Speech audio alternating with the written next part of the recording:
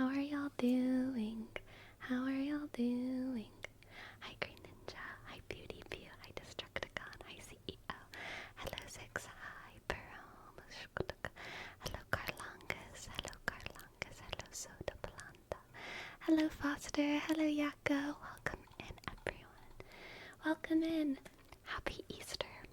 Happy Easter for those who celebrate Easter.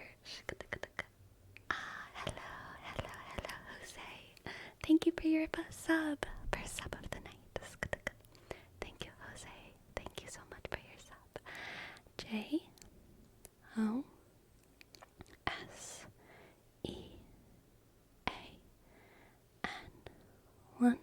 117. Thank you, Jose. Is that a strawberry milk shirt? Yes. Yes, it is. Hello, Aunt Olivia. My friends, we've done it. We have somehow eclipsed 600 subscribers in 1 month. Aside from subathon month, this is the first time that's happened since my first month, I'm pretty sure, coming back streaming. So, very big milestone. Thank you, everyone. So, very, very much. And because of that, we are graduating from our 500 sub. Fox ears. To our next phase. I hope y'all approve. We shall see.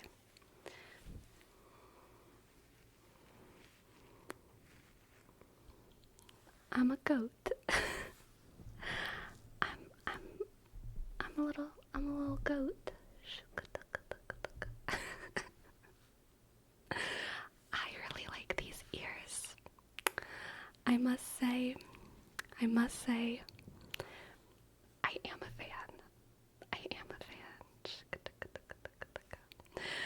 Thank you guys.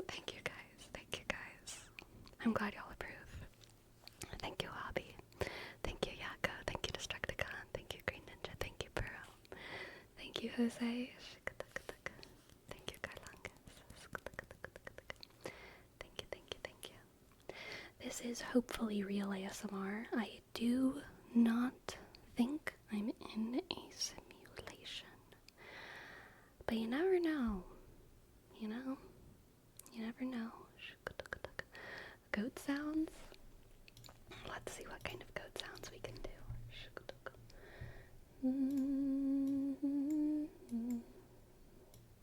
That's not what a goat sounds like.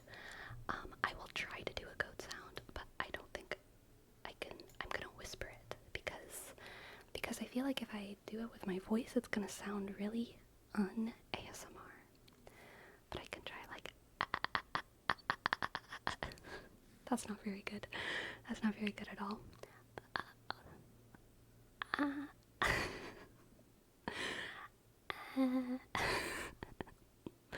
feel like goats just sound like babies that have a lot of congestion. You know what I mean?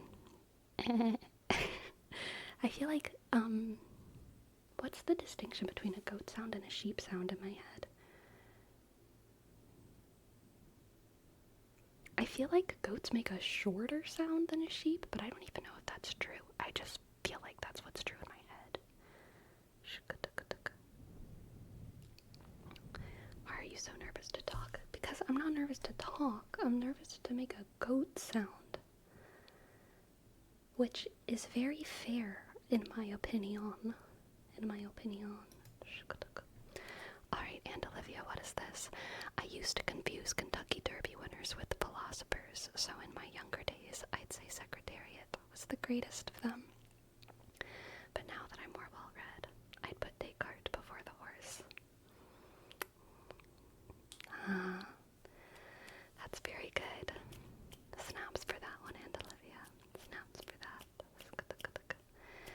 used to confuse Kentucky Derby winners with philosophers, so in my younger days I'd say Secretariat was the greatest of them, but now that I'm more well-read, I'd put Descartes before the horse.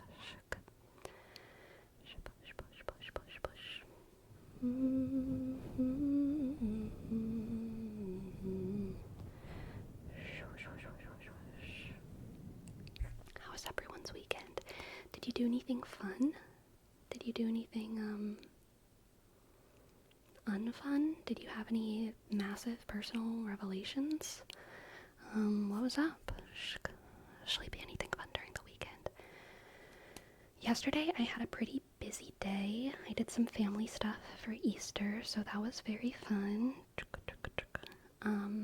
But other than that, I didn't do too much.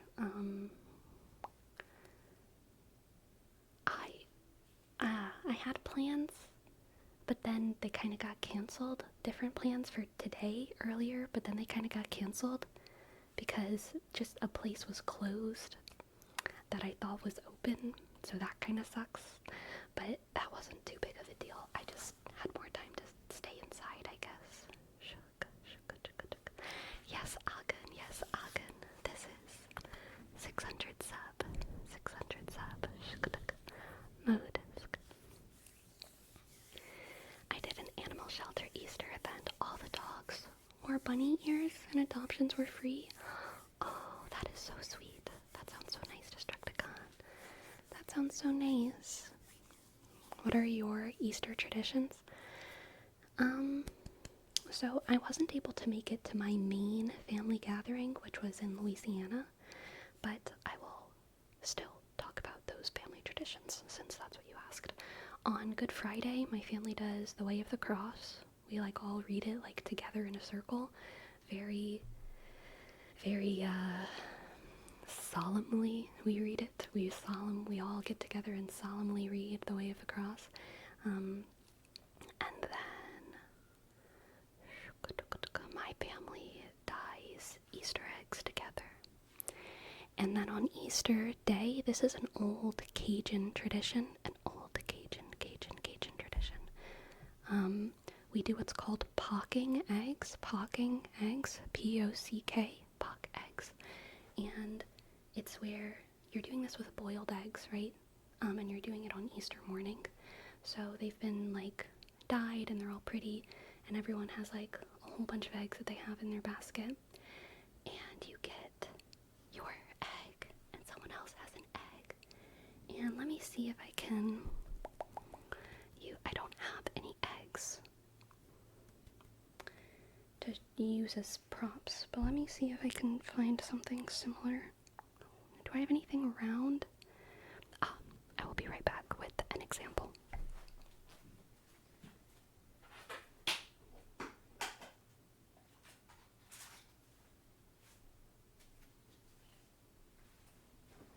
Okay, so let's imagine that these guys are both eggs, okay?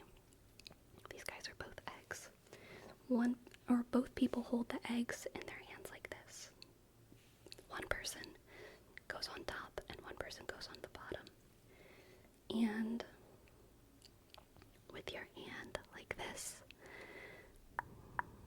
you gently or aggressively, whatever your style is, pock eggs, and whoever's egg cracks first is the loser. And then the winner gets to take their egg. So the winner has a lot more eggs at the end of the event. And you can switch going, who's on top and who's on bottom. Another thing that's talked about is, do you want to go head to head or butt to butt? You usually don't go head to butt. You usually go either head to head, which is the tinier part of the egg, or butt to butt, which is the thicker part of the egg. Basically Tazos. I don't know what that is.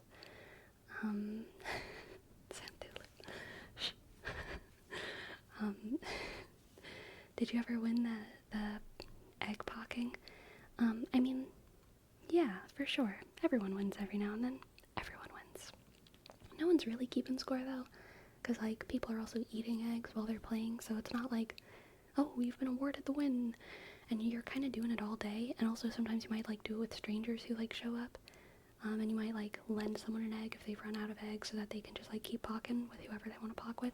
So no one's really keeping score, but people do remember which eggs are winners, kind of more than individuals. They're like, this egg has won 6 rounds so far. It must be a really good egg. You know, it must be a really, really good egg. The egg is the winner, not the player. I mean, technically the player is the winner, but I feel like more glory is given to the egg, if I'm being real. Egg pocking, yep. Got any secret tech to winning? I mean, the cheaters will like put their hands too far up so that when you pock, you don't really hit the egg, but you can tell immediately if you're not getting that. There's a very distinct sound when eggs hit each other. Like, you can hear it when eggs hit each other, so cheaters don't really get too far with that trick. Yeah, shaka. Was that yours? What was your strat? Head or bottom? I switched it around, because sometimes you can lose. Your egg can have a cracked head, so you can go butt to butt with someone, because the egg isn't done until it's broke both sides. The egg ain't done until it's done both sides, so like, you go both, you know? You go until you lose one side, and then you switch.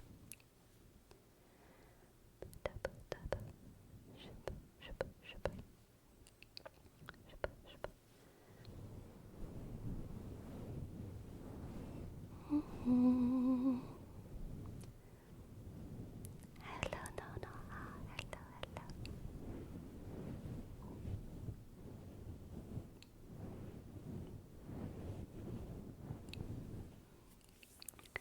At the end of the day, does the winner have to peel all 20 eggs and eat them all?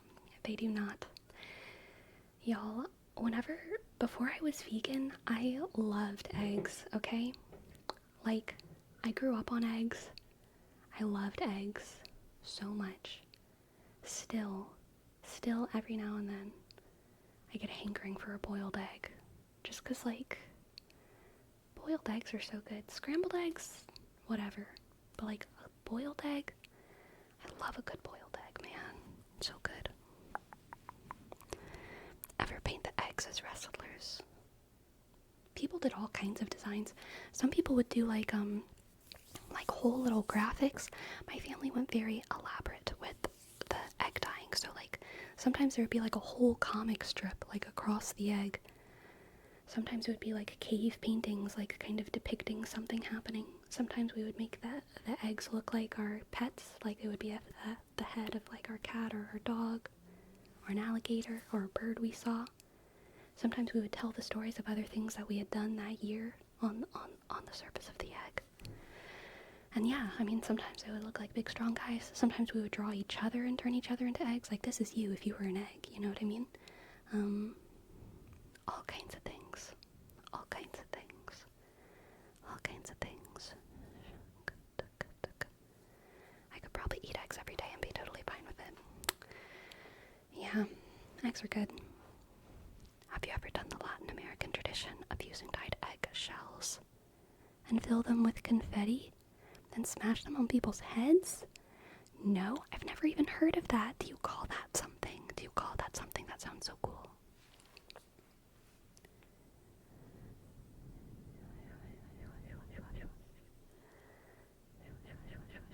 That's Carnival for us? Interesting. Olivas de Pascua? Pascua?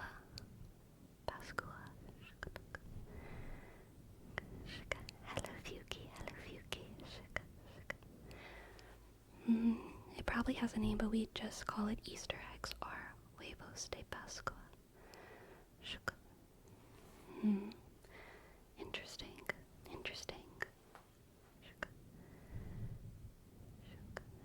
We call them cascarones. Some people fill them with flour. Oh, that sounds rough. Sleepy, do you have, or I've learned a new Easter traditions in Oregon? No. Just getting together, cooking or something.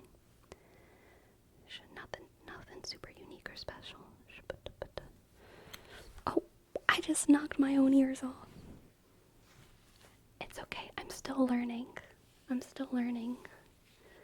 I'm still learning how to be a goat.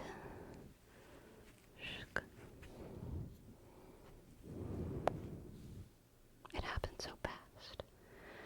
Who made them? Etsy. Etsy made them. I can't remember the name of the shop. Aren't we all really just learning to be goats? Probably so. Goats are very, very efficient creatures. I love watching mountain goats climb. Or those tree goats. Y'all know those tree goats? I think they're in like parts of Africa. They have the mountain goat evolution, but they use it for trees. And so you'll see like a whole bunch of goats all standing in a tree. Have y'all seen that? I love those. I love those. Exactly, definitely one of the animals to aspire to be like. The mountain goats go hard. Truly, truly, truly.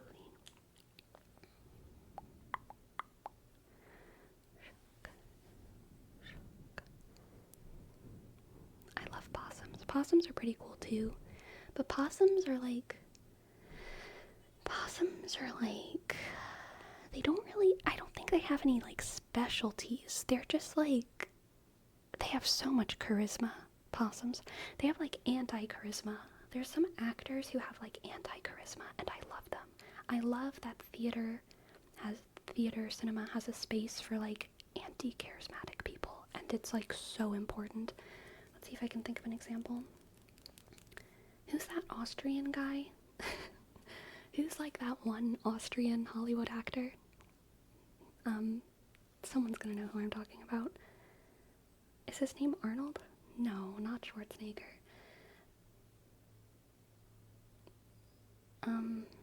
He's in Inglourious Bastards. He plays a Nazi, and he's in Big Eyes. Christoph Waltz.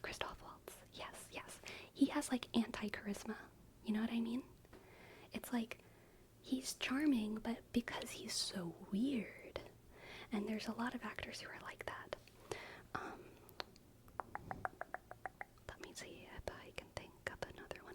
You know, another one who's kind of like this is, I also can't think of his name. Edward Cullen. Edward Cullen, very weird, not a normal person. Michael Cera. I think Michael Cera's actually charismatic, because I think he's endearing.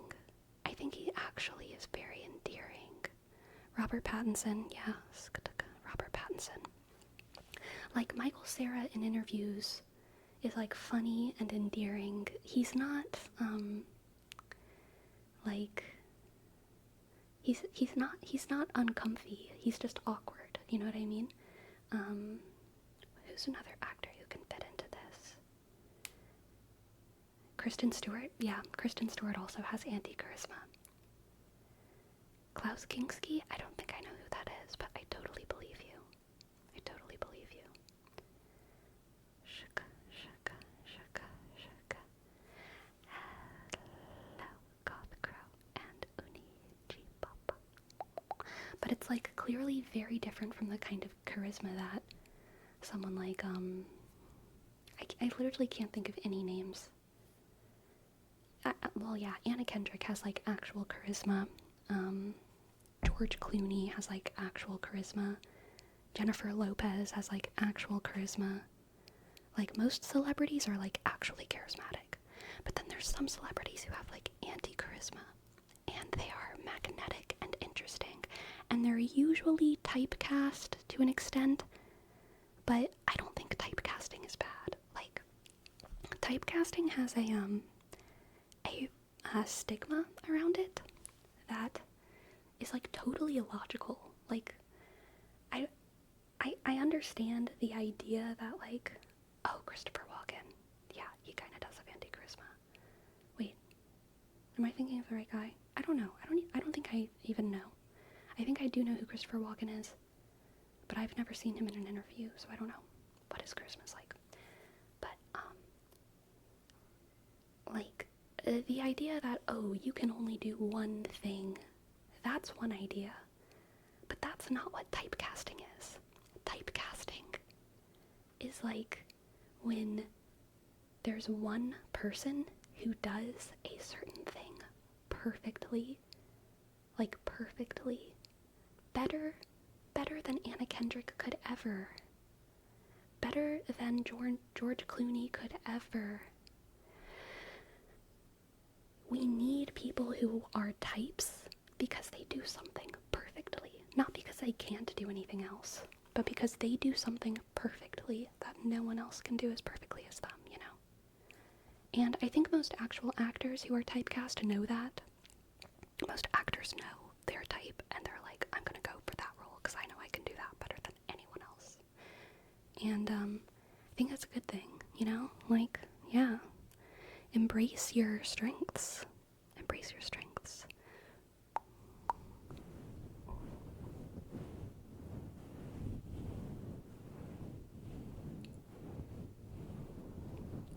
I think Keanu Reeves is a perfect example for that. Just plays himself in every movie. I think Keanu Reeves is not immortal, but like, I think he's gonna be like as immortal as like Queen Elizabeth was. You know what I mean? Like where it lasted so long, everyone was wondering. Yeah, I think Keanu Reeves has a certain sort of immortality to him.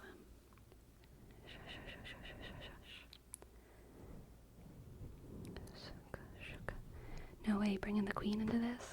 You betcha, okay? You betcha. I think she's still alive. Somewhere. Have you seen the body? Have you?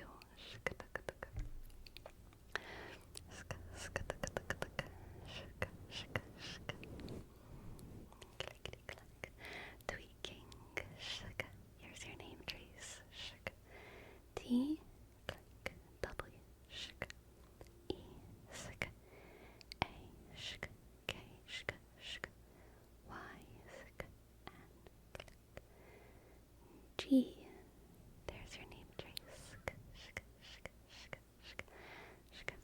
I haven't seen most bodies of the people who've died. Yeah, but most people aren't Queen Elizabeth of whatever. I can't remember her number. She's a special case. She's a special case. The second? Oh wow, that's so easy. I should have had that one memorized. Oh, some people are saying third though.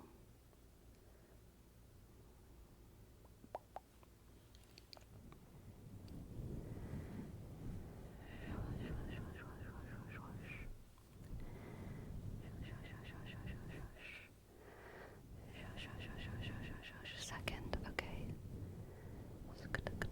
Gotcha.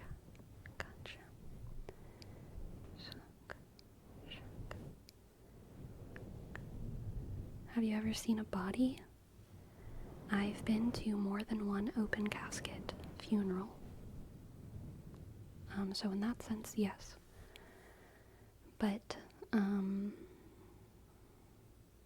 no. Outside of that, no.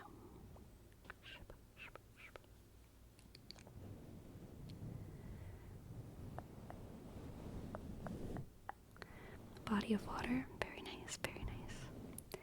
If you've seen any relics, you've also seen those. Yes. I have seen,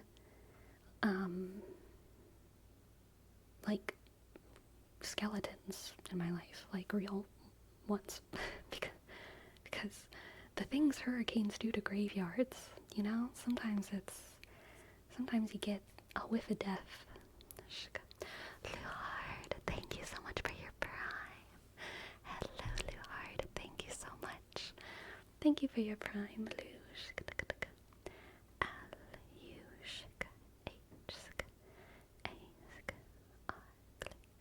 D-shk, H-shk. Thank you, Lou. It's very, very rare for a storm or a hurricane to actually reveal any dead bodies, but there are some specific unkept graveyards or very, very old graveyards where over time and weather they will be penetrated, and it's not like the whole skeleton is out, but it's more like there might be a hole like this big or this big. I mean, probably like this big would be like the max. And usually when you see holes in graves, you still can't see anything because there's like layers of stuff under there. There's a casket, there's all kinds of stuff. But every now and then you'll see a big hole, and the things beneath it also have holes in it. And so, you'll see a little bit. You'll see a little bit. Ah, yes, I've seen mummies. I've also seen a shrunken head, a genuine shrunken head before, which really freaked me out.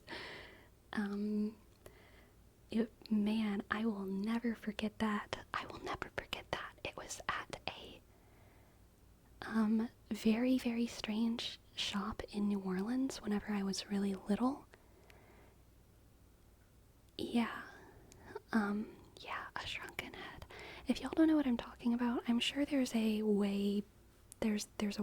term for it that's not just called shrunken head, that's more accurate to what it is.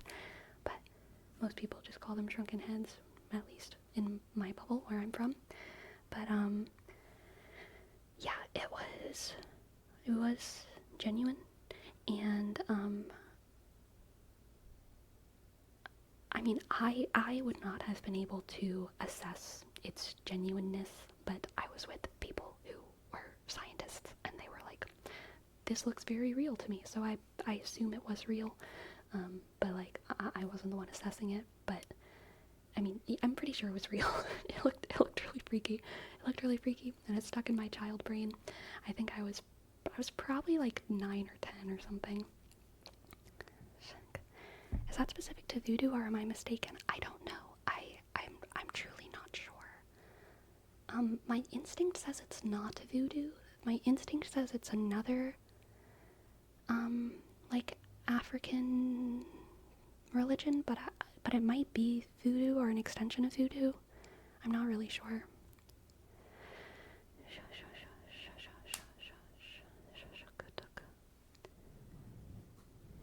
Do you like going in museums? I love going into museums. Museums are amazing. I love museums, especially museums where you can touch things and hold things, but museums where you can just look at things are also pretty cool too. Yeah.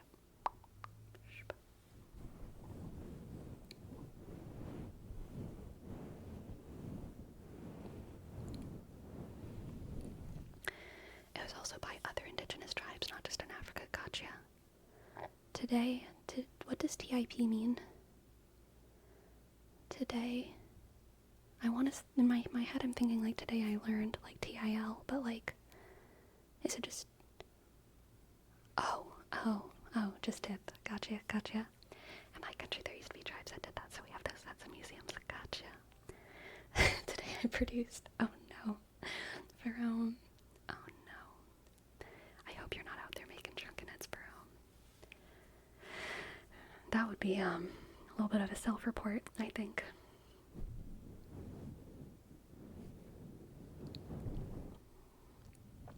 I mean, I don't know about that though. I don't know who people made shrunken heads of. If people want their heads to be shrunken in death, embalmed, beheaded and embalmed, then you know what? I'm okay with that. I think people can do what they want. I think it was generally done to enemies. I don't know. I mean, it sounds like a lot of different people did it, right? So maybe there was different reasons why people did it. But I have no idea. It was a trophy thing? Alright, then maybe not. Maybe it's bad. The heads used to represent vengeance. No good.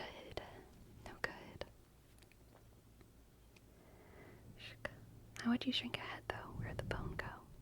I have no idea what the process is like. I did it again. I need a knot. I need to get used to my larger head whenever I go to touch my head. My hair. Circumference. The circumference of my head has expanded. Your ears are growing so fast for your body, really. I'm just in like my clumsy, like little in between stage, okay? Just, I'm getting used to it. I'm getting used to it.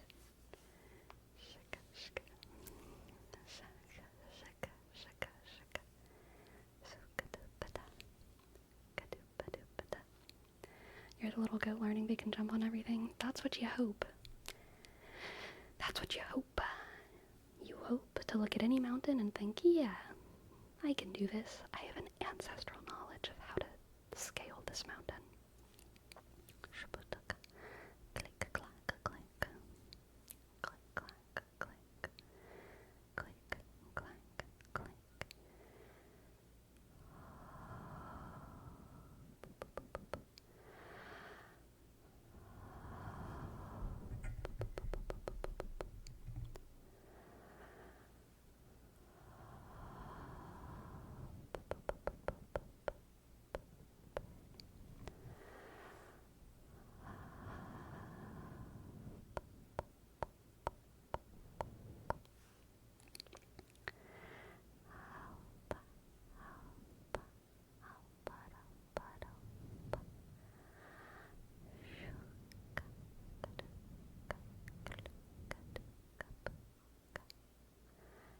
Yeah. Do you match the color on purpose? Yes, of course, of course. I would be a fool not to, okay?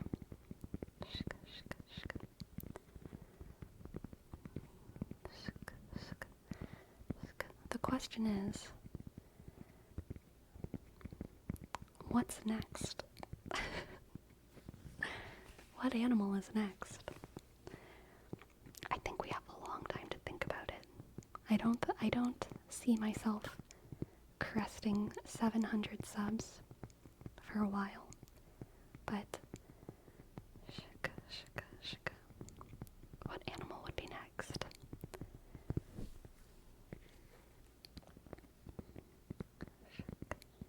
Can we get a unicorn? I don't want to do a unicorn because then I'd have to put my camera a lot higher just so you could see the horn. You know what I mean? It could cause problems in the cinematography arena, alright?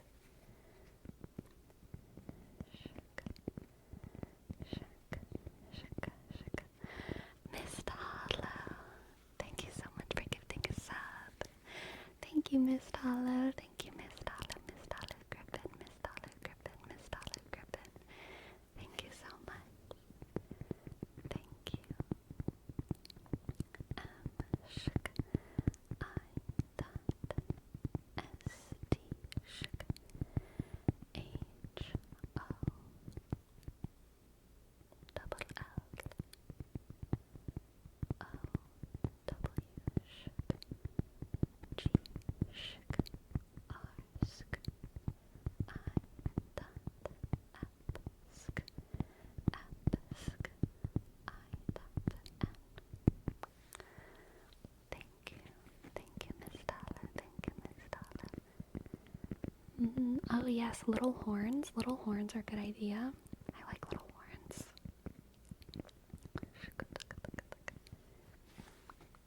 But not like devil horns, just like little animal horns. Okay? Bartsy, Bartsy, Bartsy, Bartsy. Thank you as well. Thank you so much for gifting a sub. I appreciate it. Appreciate it. P A R Z I dot underscore R shook L click. Thank you, Bartsy, Bartsy, Bartsy. Bartsy, Bartsy, Bartsy, Bartsy. C, the most obvious answer is dog. Dog comes next. And dog might come next, but dog is so simple. We have fox, we have goat. I feel like we can do something a little bit more special. I also thought about tiger. Little tiger ears could be cute. Little tiger. Dragon could be cool as well. I feel like we gotta save dragon for like end game though. Dragon we gotta save. Dragon we gotta save for the next Next subathon. Rainbow dragon skin.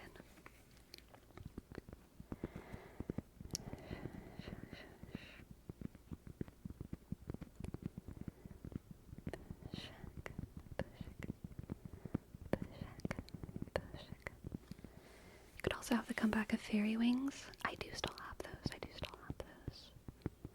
For 700. This is, wait no, this is 600. For 700, can you add nose and whisker makeup? I don't want to do makeup. I don't want to do makeup. I don't ever want to put myself in a position where I have to do special makeup every night to stream. You know what I mean? I want to do like normal makeup. Mostly because it would be inconsistent and it would be like doing fox whisker makeup is something that I would want to like be very careful about, and I wouldn't want to just be like, okay, let me just do this quick before stream.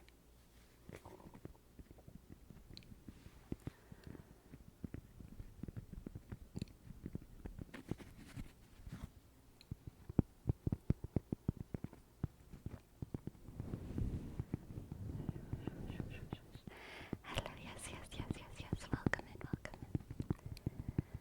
Curse your perfectionism? No. The perfectionism is blessed, okay? Y'all would be surprised at how many things, maybe y'all wouldn't be, maybe y'all are all viscerally aware of how many mistakes I make. I don't know, but like, when I grew up, I was a perfectionist, but literally being a waitress, like, broke that for me. Being a waitress, working in food service, I do not consider myself a perfectionist anymore. Which I think is a good thing. Being a server, you can't be a perfectionist, or else you'll cry. You'll cry. That's what happened to me my first, 5 months of being a server. You can't be a perfectionist, because when you are managing,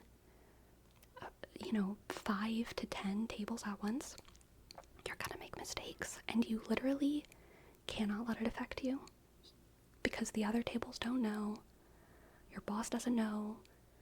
You gotta just make mistakes and keep going and smile. You have to still just be okay with it. You have to make many mistakes every day and just be okay with it. And I was definitely trained out of my perfectionism. It still comes up sometimes, but I'm really not a perfectionist anymore. Now I'm just like, yeah, stuff happens. Whatever.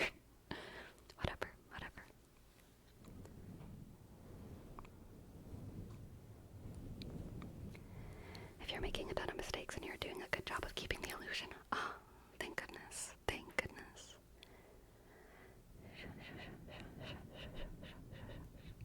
Hello, Patrick Kelly. Hello. I'm only a perfectionist for the things I'm passionate about. Yeah, that's fair.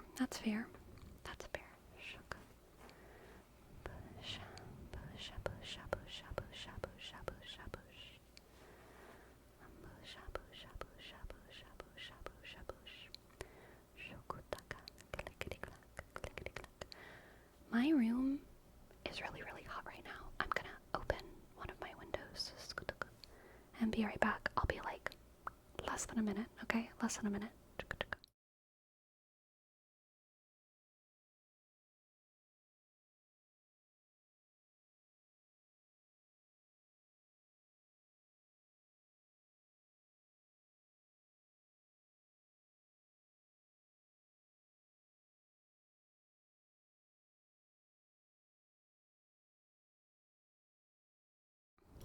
Okay, we're back. We're getting to that time of year, y'all. We're getting to that time of year where sometimes it do get a little bit steamy. Worm season is coming back already. Yeah. It's coming back. The crows know. Which one do you prefer, cold or warm? The weather is one of my biggest dislikes in all of Oregon. I don't like it when it's cold or when it's hot here. Honestly, I hate to be such a complainer about it though. But when it's cold, it's so dark and rainy and miserable. And when it's hot, there's no AC. and and and and it's so hot, and I don't like that. But it makes me want to go outside, I guess, because the fresh air is out there. As a person who lives in Oregon, yes, you're 100% correct. I am glad to have the validation. Thank you for that. Thank you for that. In Louisiana, seasons were more mild, okay? It did get really, really hot, but we had AC. And the winter never got that cold. And even when it was hot, well, I don't know. It was kind of sometimes in the summer it would get cloudy, so it was like cloudy hot. But I feel like in Oregon, in the summer, the skies open up. But in the winter, the skies are all full of clouds. And so like whatever, the sky is always exacerbating the temperature situation in Oregon. But in Louisiana, the summer months, the hot months are also like the stormiest months. So you don't really get cooled down by the rain, but like there's a break from the heat because you have cloud cover and you have storms every now and then, and it's wet. And then in the winter, the sun opens up sometimes, and the best days in Louisiana are when it's like cold outside, but the sun is out, and it just feels, it's perfect for basking, you know? And we get some of those days here in Oregon too, but I feel like not as many.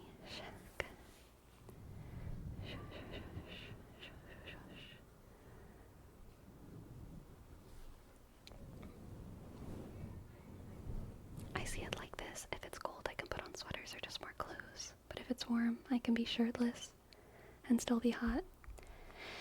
Yes, that is true. If I'm talking about being inside, definitely cold is better, but outside changes everything. Because being outside when it's cold, you're like, you can't just put on a sweater. Because like, what if you don't have another layer? You might have like your leggings and your skirt and your leg warmers and your boots and your long sleeves and your coat, and you might still be cold. And it's like, what do I do? Like, I just have to just stand out here and be cold. So I don't like being cold outside. I think being cold outside is worse than being hot outside, honestly. Because if you're hot outside, everyone's equally sweaty and gross. But if you're cold outside, everyone else is fine and you're just there shivering. Always. Everyone else is fine. And you're just freaking cold and alone, and no one understands how bad your brain works, okay?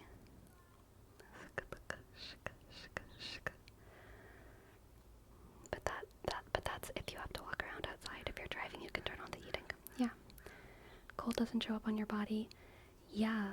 Which is like almost like part of the problem, because when you say like, I'm cold, people are just like, it's fine, you're fine, whatever. But you might be really cold. And sometimes when you're saying I'm cold, you're trying to like passively say, can we go inside? Or can we go get soup at the soup stand? Or could you lend your scarf or something? Because you just put your scarf in your bag, and I just said I was cold, so like, maybe could I have it? But you don't want to ask that, so you just say you're cold. Cold makes you shiver. No, it doesn't. Not all people shiver. I lost my ability to shiver in high school. I don't really want to go into the details of that. Also, like, no one talks about it on the internet. I've googled a ton of things about like, why can't I shiver? What, blah, blah, blah, blah, blah. I know the triggering event for it for me, and I don't want to talk about it, but ever since then, I haven't been able to shiver. I literally don't shiver. And that usually doesn't affect my life, and it probably never will, but I will say the scariest moment for me was when I was in that flood that I talked about in Baton it was the big massive flood where I had to wade through a ton of water. And I was with this other woman, this Albertsons manager, and when we finally got someplace that was dry, we were both really cold, and she was shivering and I wasn't, and I was very, very cold. And I remember thinking in that moment, like, this is affecting my ability to survive right now. Like, I'm not able to generate heat for myself right now, and if this were a worse situation, that would suck. I knew I was safe because I had gotten out of the water and I was with a cop and I was fine, but like, it did kind of make me realize, like, oh, this not shivering thing could be potentially dangerous eventually. But it never has been, and it probably never will be unless there's like a nuclear apocalypse and I'm out left in the cold for a couple months. Maybe then it will affect my life. Shook. So how does your body react to cold? You just feel it, but there's no reaction? Yeah, pretty much. Like, obviously, I get cold. My fingers and my hands and my arms and my feet. My lips get cold. I do, like, I'll turn a little purple if I get really cold, but, like, I don't shiver. Shook, shook.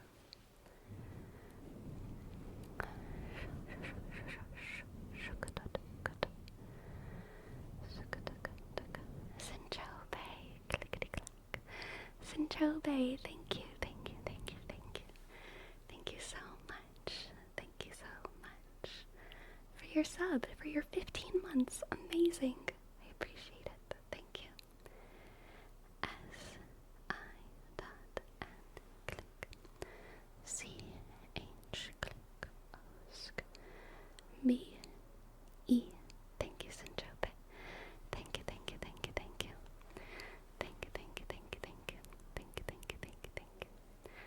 Shook.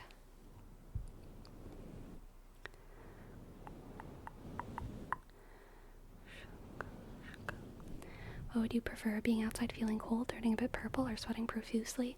See, Jerome, this is why preferences are personal, okay? And this is why you can never convince me of what temperature I like more or better.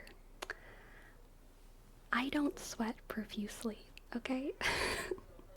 I do sweat, but never in my life have I sweat profusely, and I've been hot as hell, okay? So, literally, I can't super relate. The one time that I sweat profusely was when I was inside and by myself, and I was able to handle it.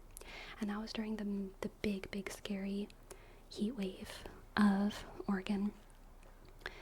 And it was so hot in my room. It was like 100, many hundreds, like not many hundreds, 100 minis, like probably like 115 to 20 in my room for like days. And I just like laid in the middle of my floor, and I didn't have any clothes on, and I had like a rag that had been sitting in the freezer, and I just laid it on my face, and I like took a nap. And I did that more than once to deal with the heat. That was just like, that was rough. Shaka, shaka, shaka, shaka, shaka, shaka, shaka, shaka, shaka, shaka, shaka, shaka. So warm winds over cold for you? If I'm outside, warm winds over cold. If I'm inside, cold winds over warm in Oregon. Sinchobe, thank you for your tip. Thank you. I would love to give you a tarot reading.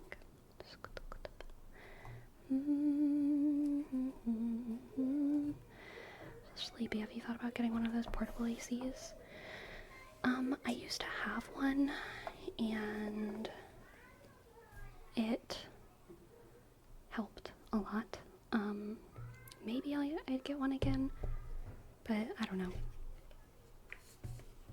I have like a couple fans, and like I'm hoping that but I don't know for sure yet. I'm hoping that I'm moving into a place with AC before the peak heat months, but I'm not sure. We shall see.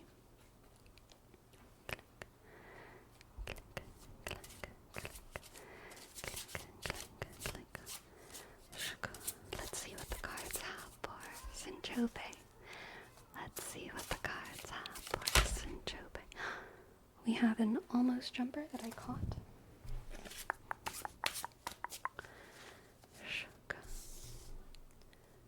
For Syntrope, we have, this was your almost jumper. 3 of Wands. 4 of Wands.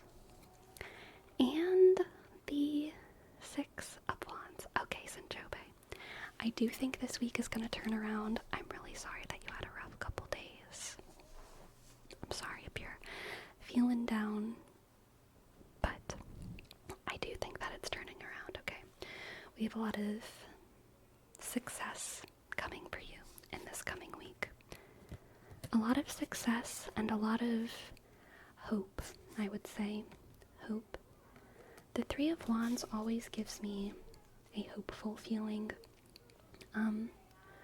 3 of Wands makes me always feel like the ending tableau of like episode 3 of an anime, where like the squad is solidified and they're all holding hands and looking at a sunset, and then the anime ends and the journey has just begun. But you know who you're going to be there with, and you know that there's going to be a lot of hijinks and hilarity and drama and magic to ensue. So it's hopeful and it's communal, and it is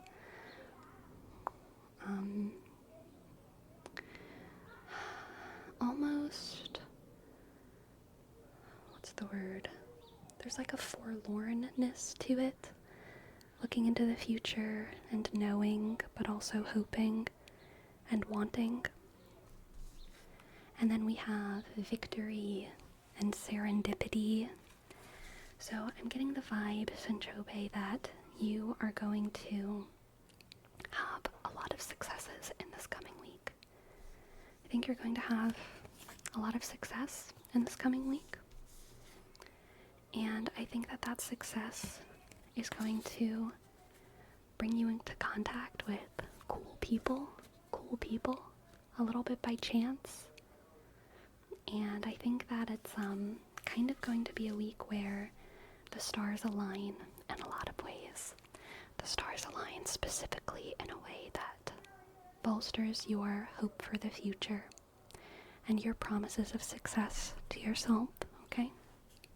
Let's get one more card. We have the Page of Pentacles, another beginning card. You are starting fresh in many ways this week. Starting fresh off the back of victory. Alright?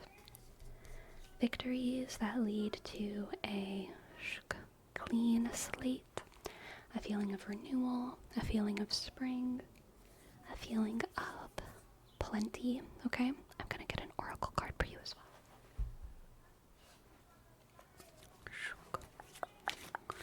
Oracle card for Syntrope. What does the oracle have for Syntrope? We have a Boolean. Trust the world this week, Syntrope. I know that this past couple days was hard, and it maybe made you feel like the world sucks, and you just can't trust it to do anything good and to take me where I need to go. But the world is just a little gaslighting, narcissist, Dumbo sometimes, and changes its mind, and this week it's gonna treat you well. okay?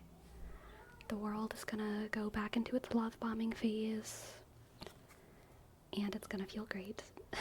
And that's okay. We gotta enjoy it when the world is love bombing us. And I think that for the next couple days, at least, Sinchobe, you might be getting some big ol' love bombs from the world. So just enjoy them, you know? Just enjoy them. Because unfortunately, the world is not something that we can or should detach ourselves from. So they are just the narcissist love-bombing Dumbo that we've got to accept in our lives. And we've got to love it when it's good and give it a glare when it's bad. Love it when it's good. So love it when it's good this week, okay, Sinchobe? Love it when it's good. Thank you for letting me read for you. I hope that you enjoyed. I hope it resonated a little bit. Thank you. Thank you, thank you, thank you, thank you, thank you. Shush, shush, shush, shush. Shush, shush, shush. Anytime, Sinchobe. Thank you for, contributing so much to this safe space. I appreciate it. Hello, Nick Coleman. Hello, Nick Coleman. Welcome in. Welcome in. Welcome in. Welcome. Welcome to all you travelers and wayward souls. Welcome, misfits and dropouts and outcasts. Welcome, criminals and bandits and necromancers, and welcome, goody two-shoes, and welcome, Mary Sue, and welcome, John Smith and Jane Doe. Welcome to you all. You can be on the lam here. I won't rat you out, okay? I did a quick Google search, Sleepy, without the ability to ship her. You can expect hypothermia to set about 50% faster in worst case scenarios, but this is heavily dependent on clothes and other factors. Well, that's rough, but good thing that I really don't have to worry about that too often in my life. Let's hope that I never have to worry about hypothermia.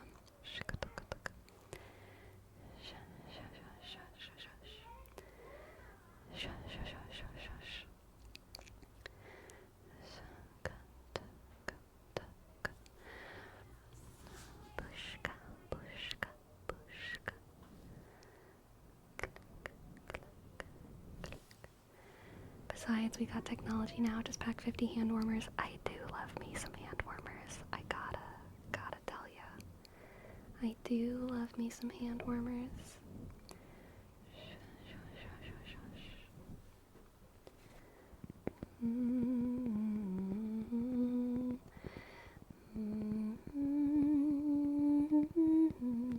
I've never used a hand warmer. Am I missing out? I love hand warmers. They're so fun to just have like a little cozy warm thing in your pocket. I love it. I love it. I can't use them. They feel burny. Oh, I love the heat. I love the heat of a hand warmer.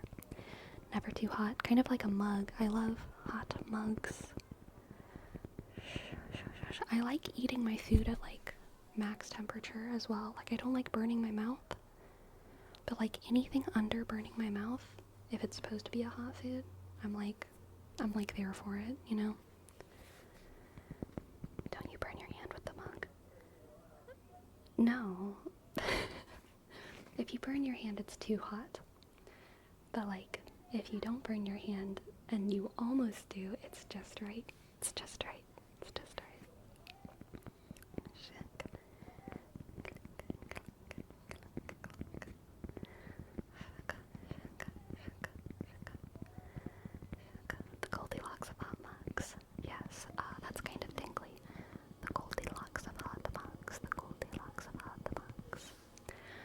Goldilocks of hot mugs. The Goldilocks of hot mugs. The Goldilocks of hot mugs. You must hate when you prepare coffee or tea and forget about it and it gets cold. I do. I also don't have a microwave, so whenever that does happen, I just heat it up on the stove again. Which I don't think has the best success rates. It changes the taste. It changes the taste when you reheat up coffee on a stove. Chompy. Thank you. Thank you so much for your prime, Chompy. Thank you so much for your prime, Chompy. Thank you so much. J. Click. O. M. Sh. B. Sh. I. Dot. 9. Sh. 7. Doesn't that happen in a microwave too? Maybe. I feel like, okay, so this is a me problem. I feel like microwaves are nice because you can put it in for a time and leave it. But when I put stuff on the stove, sometimes I forget about it. And so then it like really goes. It's like, I like boil my coffee, you know, for like a minute. And then I remember, and I'm like, oh God. And then it tastes, what does it taste like? It tastes more bitter, I would say. More bitter.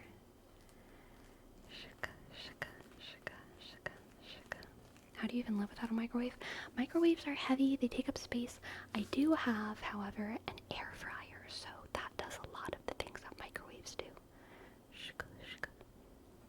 I have an air fryer, and I have a rice cooker, and I have a blender, and that does most things, honestly.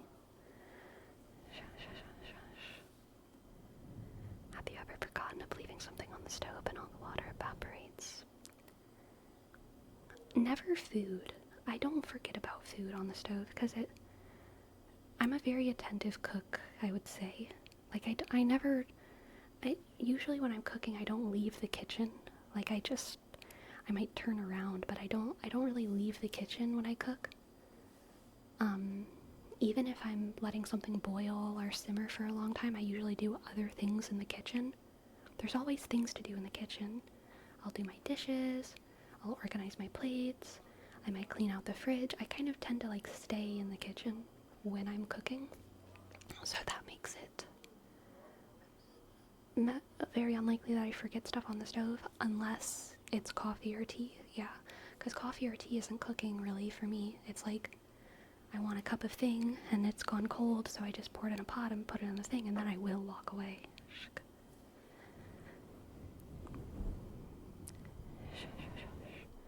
I use my microwave to heat tortillas. Dang.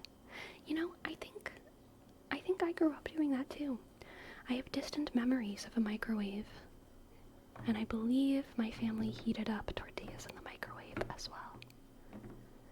Do you tend to eat rice often then, Sleepy? I used to eat rice all the time. Lately, I haven't eaten very much rice, and by lately, I mean like years. I'm more of a lentil person, but I cook my lentils in my rice cooker. Because lentils have pretty much the same cooking time as rice, and they are a little bit more nutrient dense. And I really like the flavor of them. Obviously, I still love rice, and I will use it in dishes, but lentils for me are like a diet staple. Whereas rice for me is more of like am I doing something fun and cuisine-ish tonight?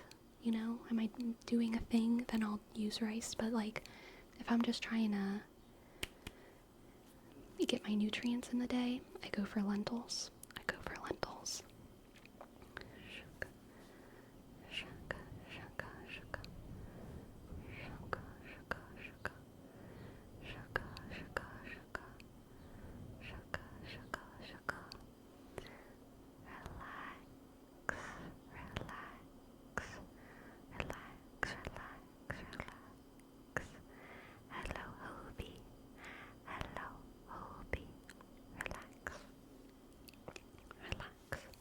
I have a question for y'all. Do y'all feel more comfortable whenever I do triggers looking at the camera? or whenever I do triggers looking somewhere on the chat or on my screen, do you feel like it's more directly to you if I look at the chat or if I look at the camera? I think in videos, obviously I look at the camera, but like when I'm doing live streaming, I kind of wonder sometimes.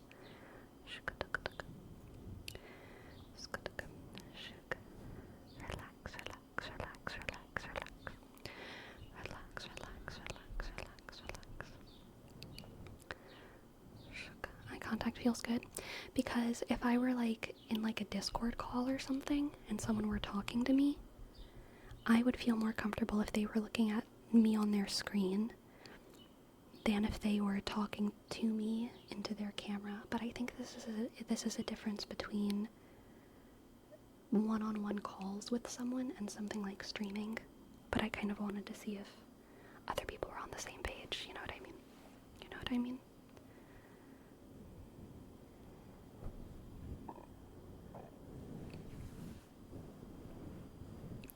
Oh, don't you worry, Evo. I will do whatever's comfortable for me.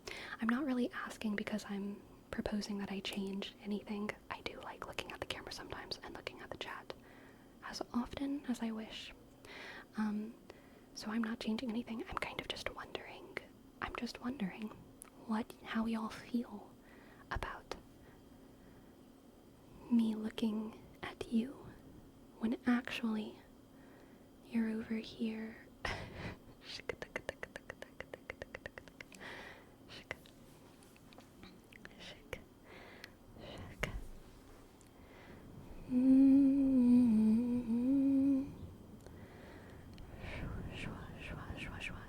Hello bitch, hello bitch, hello bitch, hello bitch, hello bitch, hello bitch. What did you say you preferred for one-on-one calls? Like Discord or Zoom? Yeah, Discord or Zoom. I think if I'm in a one-on-one call with someone, I expect them to be looking at their screen, not at their camera. Because if they're looking at their camera, they're not looking at me. And then I'm like, hello, I'm over here. You know what I mean? Like, why? I'm talking to you literally right now. Why are you looking at your camera? But that's for calls, one-on-one calls, not streaming.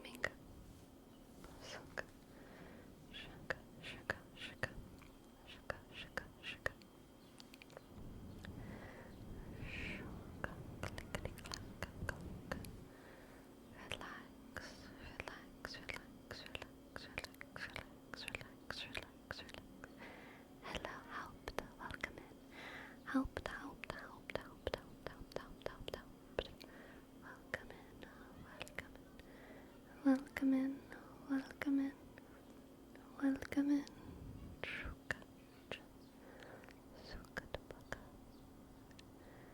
Roddy body boo, roddy body boo, roddy body, roddy body, roddy body boo. Body lagi raw, body lagi raw, body lagi. Body lagi raw. Oh, I'm sorry you've been sick, helped. That's rough. Exactly, Destructicon. I agree. I agree. I agree. I agree. I agree. And yeah, I agree for Rome as well. I think it just kind of depends. I like looking at y'all kind of when I'm talking to y'all, and then I like looking at the camera when I'm talking at y'all.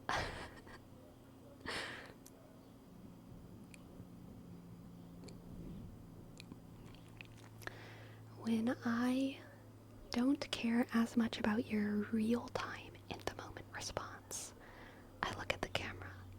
I still care about your response, and I will look at it, but in my head it's like, I'm not like depending on the flow of conversation whenever I'm looking at the camera, but whenever I want to be very, very attentive, I'm like, you know, kind of want to keep up with things, see how y'all are doing, look at the chat, look at the chat.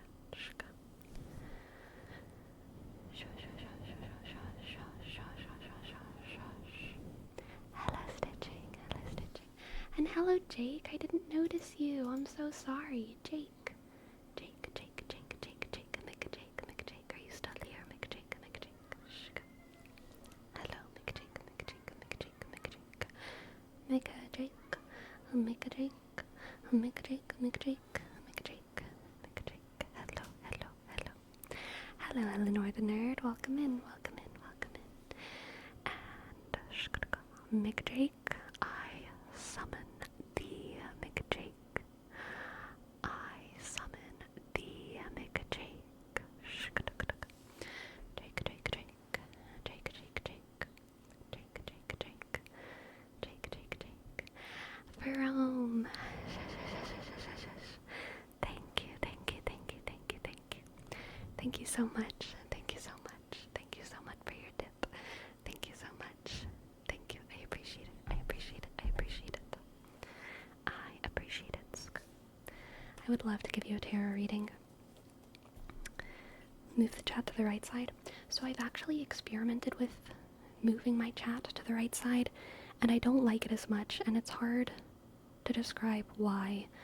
I like things being in the order that if I moved my chat to the right, I would feel like I needed to reverse everything else, and I know that's not logical. It's just my brain, but I like having things in a specific order, and so if I changed it, I would have to reverse everything, and that would be worse than what it is now. So I do like the way things are in a line this way, but I have considered that. And I tried it even as like a draft, kind of.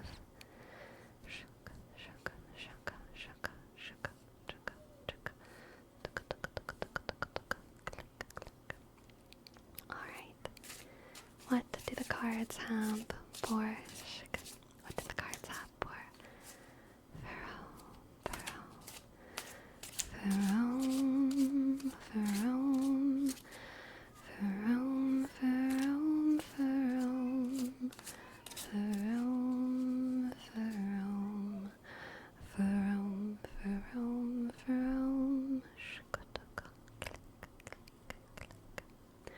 Alright. For Rome, we have the Fool, the Fool, the Fool. The Fool. And the Seven of Wands coming out again.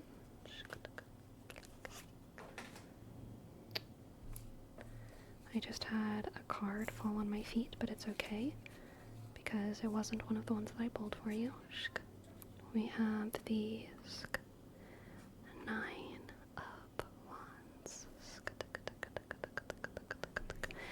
And you know what? Let's see what fell on my feet. Let's see if it's anything good. Let's see if it's relevant, okay? I'll see.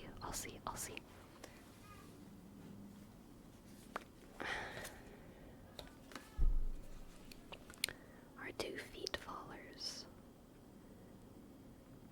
are the Queen of Cups and the Knight of Pentacles. So we have the Knight of Pentacles. Oh my gosh, I'm just not... My cards are unstable. Okay. We have the Queen of Cups, the Knight of Pentacles, the Nine of Swords, the Nine of Wands, the Fool, and the Six of Wands. So let's start with these 3. The Nine of Wands, the Seven of Wands, and the Fool.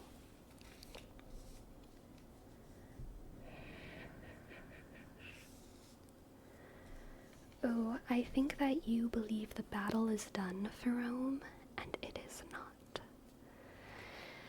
The battle is not yet done for Rome. You just defeated like level 1 of the boss before it like grew its second head, okay? And so this first part of the reading is encouraging you to protect yourself, okay? Because I think that you have experienced victory, and that victory is real. You did do something, but it's just not finished yet, okay? It's just not finished yet. It's just not finished yet. There's another phase, so you've got to protect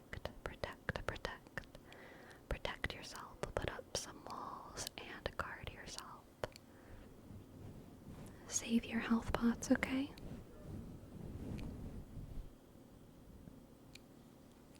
I don't think you're in a situation where you thought you lost Ferome, because we have this victory card here. This applause, congratulatory card. And the Fool is, feeling positively about things. Feeling positively. So I think that you, feel like you're over some kind of hump. And, you are over one hump. You're just not over all the humps. You're just not over all the humps. Did you just call them health pots? Do y'all not call them health pots? Health pots? Mana pots?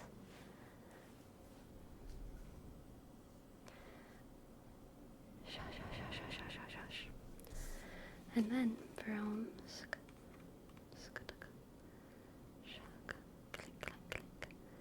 we have the Queen of Cups and the Knight of Pentacles. That moment when you realize that there at the peak of the mountain, there's just a bigger mountain. It might not even be a bigger mountain. It might be a smaller mountain, but it's just that you're just not over it yet. You think you're done, and you're not quite done. You're not quite done, okay? But now we have the Queen of Cups and the Knight, the Knight, the Knight, the Knight, the Knight of Pentacles. The Queen of Cups and the Knight, the Knight, the Knight of Pentacles. So, Ferome, there's a sort of polarity here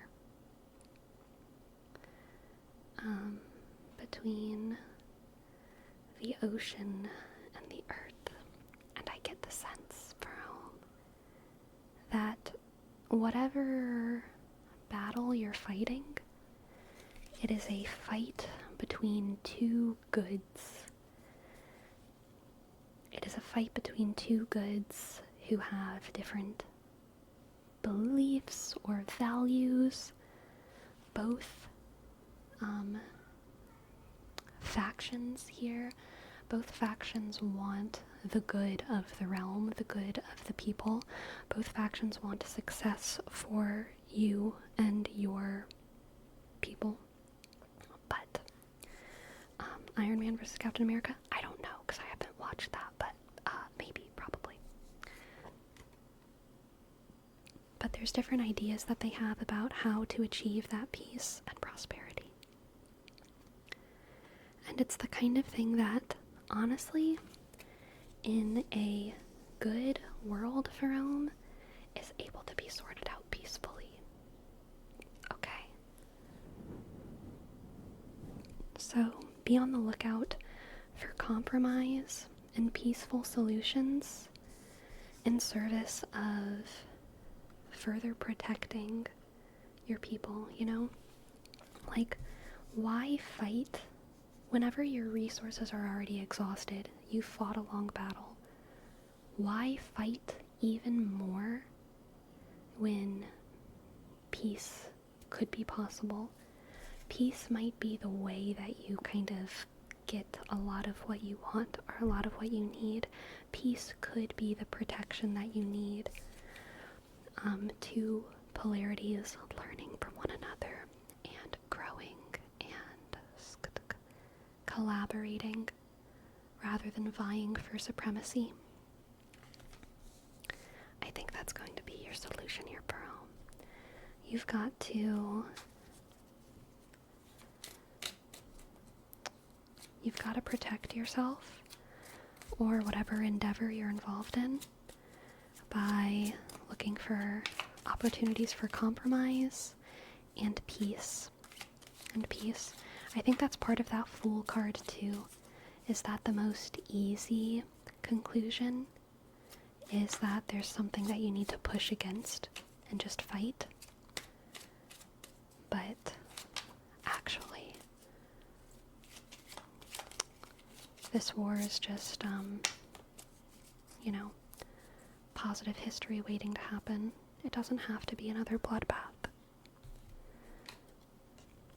Ah, perfect illusion. fight, the argument is an illusion of ideology, okay? Because y'all both have the same interests. You just believe that there's different ways to get those interests met. And there are different ways to get those interests met. But y'all would be much more productive as collaborators than adversaries. The war is an illusion. The war is an illusion. The argument is an illusion. Okay, Ferome? Thank you for letting me read for you. I hope you enjoyed, and I hope it resonated. Really meta reading. You're very welcome. You're very welcome.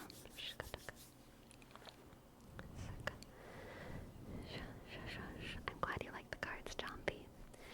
Alright, the Clockwork Box. Here's your name, Trace. Clockwork. C-L-O. C-K. W. O-R. K.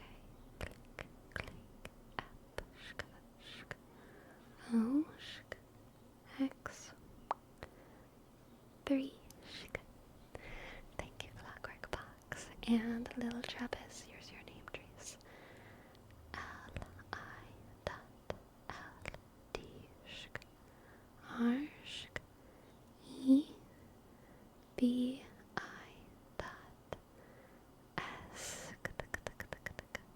thank you, Little Travis. Funny how the fee cards ended up representing polarity. Yes, definitely interesting. Gisley, thank you for your tip. Thank you. Hey Sleepy, I'm going to university soon and I'm really excited for it. That is exciting, congratulations. I'm a bit worried how I'll make friends there. I'm decent at talking, but not the most social person in the world. Do you have any tips on how I can socialize well in an environment? Okay, so the biggest thing, I don't know if you're going to be technically a freshman or if you're going to university after like a break or what exactly your situation is, but my number one tip is that most people, like 90% of people, are in the same situation as you and they want to make friends. And a lot of people want to be friends with you, so never go into a situation assuming that people don't care about you or are uninterested in you in these kinds of social environments, like college, because people want to make friends, and if you find someone who is interesting to you, if they have stickers on their backpack or pins on their backpack, and you know that show or you know that reference, if they say stuff in class that you think is insightful and interesting, if they're funny, if you like their vibes, if you all are both goth, then people with similar interests are looking to find more people with similar interests. So talk to those people, and you can strike up a conversation just by giving a compliment, like, oh my goodness, I love that show, or like, hey, I really like your bracelet, whatever, you know? And then the second thing, a little bit of reassurance here, lesson advice, is that in most college programs, they will cultivate that kind of introductory environment. Your professors will start off classes with an icebreaker. Your professors will start off classes by going down the row and saying, what is your name? What's one thing about you? Why did you take this class? Is a pretty common one. Why did you take this class? What do you hope to get out of this class? And so based on that, you can kind of collect a little bit of data about who you might be friends with, who's interesting to you, who you want to sit next to. Icebreakers are scary though, but they're good to get familiar with. Yeah, they can be scary, but they're also exciting. It's how you get to find people, okay? It's how you get to introduce yourself. It's how you get to introduce yourself. And it's how you get to learn about the people around you. Alright? So it's a good thing. It's a fun thing, even when it's awkward. Shuka, clink. Shuka. What did you say about yourself? For what class? I don't know. It changed. Like, I don't know. I usually just said something relevant. I didn't say something like I didn't give like a broad stroke about my life. Like, if it was today, I would just be like, my name is Tessa. I took this class because X, Y, or Z reason I took this class. Fun fact about me is that I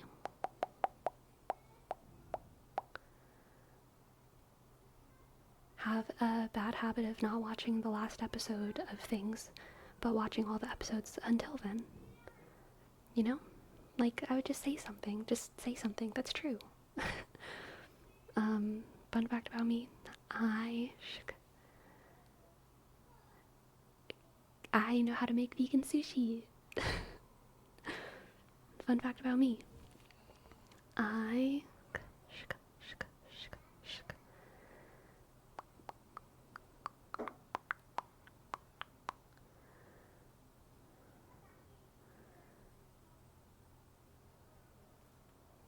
what's another fun fact? Let me think. Fun fact about me.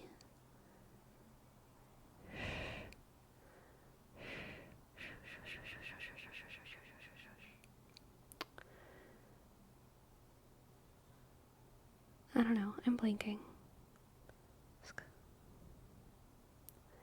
I used to play saxophone in band, you know? Like, if you could literally just say anything, it doesn't really matter. It's hard to come up with those facts. Usually professors will help you out, you know? Usually professors will be like, what's your name? Where are you from? Why did you take this class? What do you hope to get out of it? That happens. Or yeah, tell us about a crazy event. I would probably just be like, I was almost in a flood, or like, I was in a flood and I had to get rescued by a guy. Or like, a crazy event. What? I almost said a crazy event that I don't want to say on stream. I met so-and-so celebrity. Or like, just say a crazy event.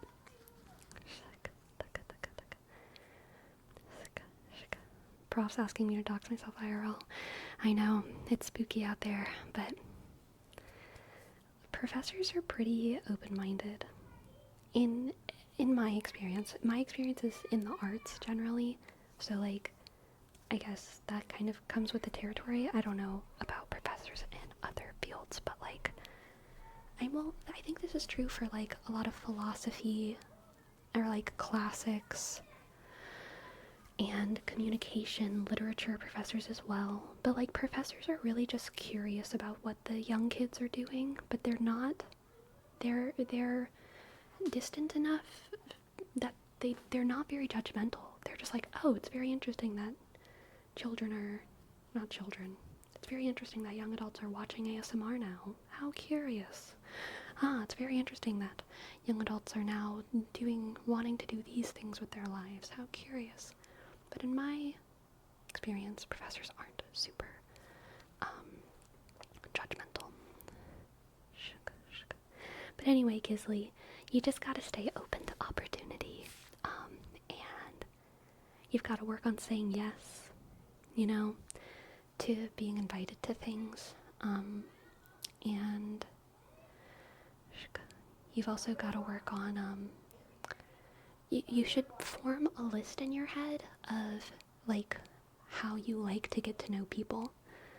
Like, do you want to go on a walk with me around XYZ location? Like, have kind of not a romantic date idea, but like a friend platonic, like, date, a list of, like, date ideas in your head for, like, how to get to know people. Do you want to go play volleyball with me at the rec center? Do you want to go, like, whatever's you? Do you want to go have a board game night at my house? Like, have kind of a list of things that you would want to do with someone to get to know someone, in your head.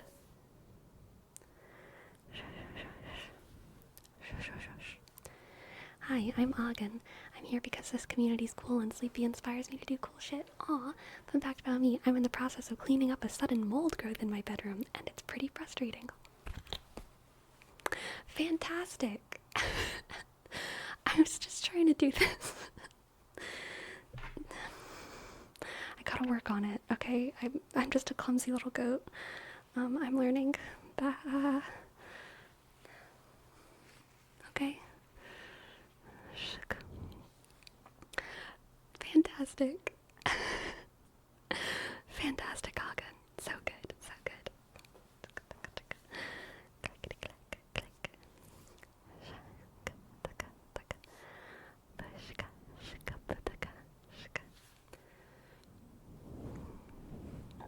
Are you a goat now? I thought you were just a happier fox. I mean, theoretically I could be, but technically, we are goat mode. Destructicon, thank you. Thank you for gifting us up. Thanks for gifting us up to Butt Ghost. B. Wait, wrong way. B. Usk. Double T. Underscore. G.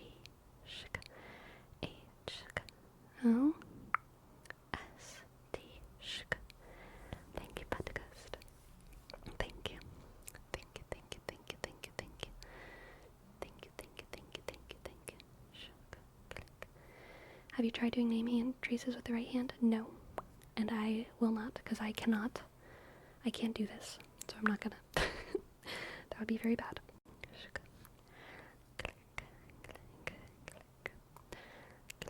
The farthest I can go is like around here. And I don't want to push it farther than that.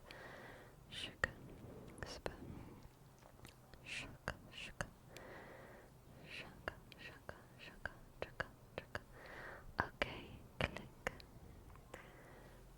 We do have a couple name traces pending. I actually can't remember, Clockwork Box, if I did your name trace. Clockwork Box. I feel like I did, but I'm just gonna do it again because I can't remember. C-L-O, C, K, W, O, R, K, F, O, X, 3, and for little Travis, L, I dot, L, D, R, E, V, I dot, S, and anti-disestablishmentarianism. Here's your name trace. A, N, D, I, D, I, C, E, S, D, A, B, L, I, S, H, M, E, N, T, A, R, I, dot, A, N, anti-disestablishmentarian. There you go, there you go, there you go. There you go, there you go. And for Jerome, right hand. F,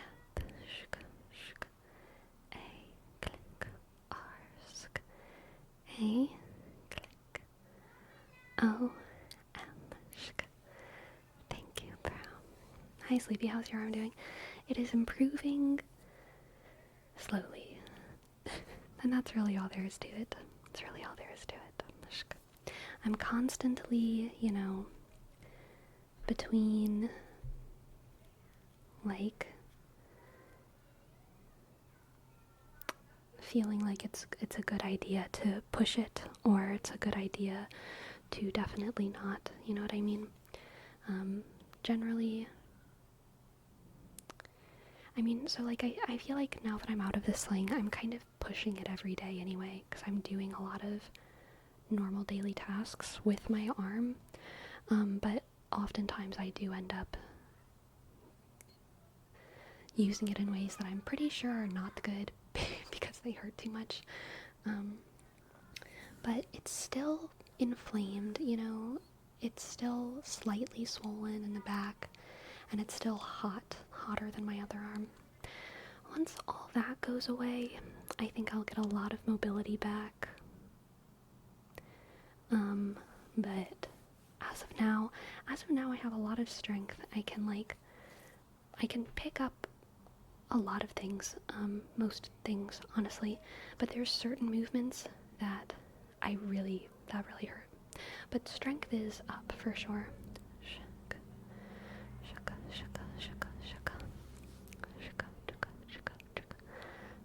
How green is it?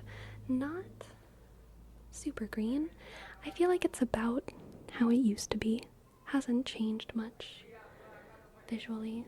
This is still the spot where it hurts the most.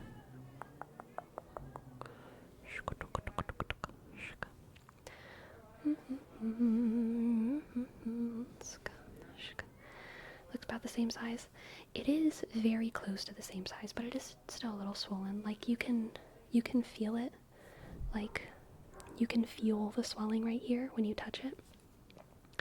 And honestly, I think the swelling is a big part of why this hinge isn't working, because there's something here, you know, there's like a lump of thing here that's not letting me go all the way, and every time I do, it's like I'm hitting like a bruise, you know. So I think that is a big part of why the mobility is not back yet, is because it's still a little bit swollen.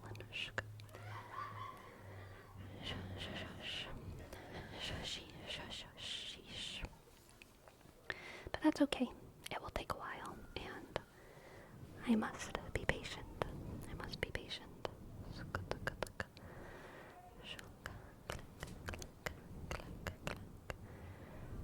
I wish I was having as much fun as the people who are apparently outside your window. Yeah. I mean, I'm having fun, but I think we can all aspire to the exuberance of the families that live near me.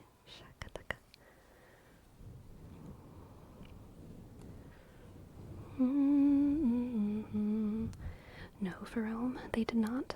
They definitely did not.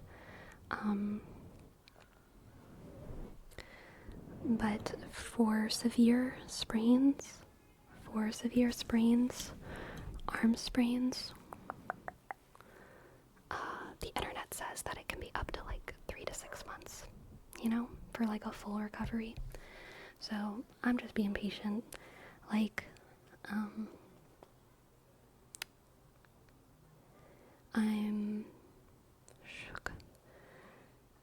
I'm just at like a little bit over 3 weeks now, so it's okay.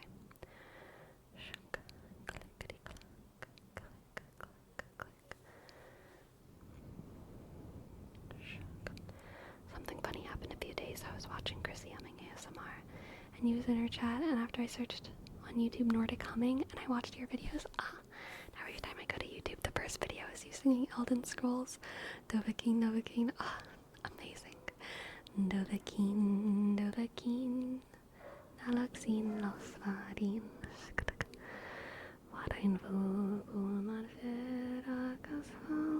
I haven't sung that in too long. I can't think of the tune. Dovahkiin, Nalaxin, Sin Losvar, Dovahkiin. I can remember the opening menu. Dovahkiin, Nalaxin Losvarin, Wadain Vuku, Marfada, Castwell. But I can't remember the one that I like. Oh wait, I got it. Dovahkiin, Nalaxin Losvarin, Wadain Vuku, Marfada, Castwell. Akvinod son sin rostan, dovakin fahin ko mudra.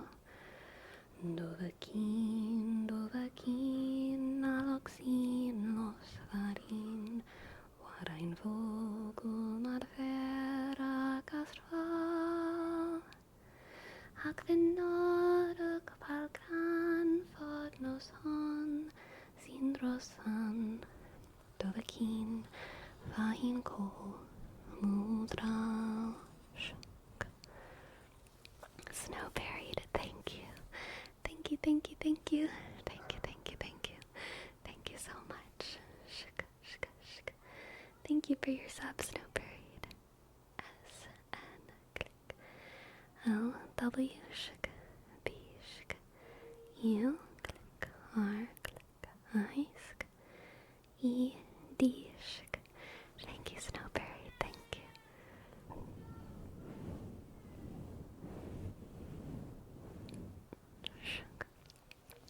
When Elder Scrolls 6 comes out, are you gonna feel obligated to learn all the amazing songs? Only if they're amazing, you know? Bethesda has been not delivering lately, okay? So I'm not counting my chickens before they hatch, you know what I mean? But if there's amazing songs, of course, but if the songs are not amazing, no. Certainly not. Certainly not. Certainly. Certainly. Certainly. Certainly. Certainly. Not. Shka. Shka. Shka. Shka. Yeah. So you're not compromised with playing Elder Scrolls 6? Only if it's good. I do not watch or play things out of obligation. I only watch them or play them if I want to watch them. You know? Or if they're very good. Like, even if... Like, I only watched season 1 of The Witcher because I heard that the next ones weren't good. So I was like, I'm not watching them. You know what I mean?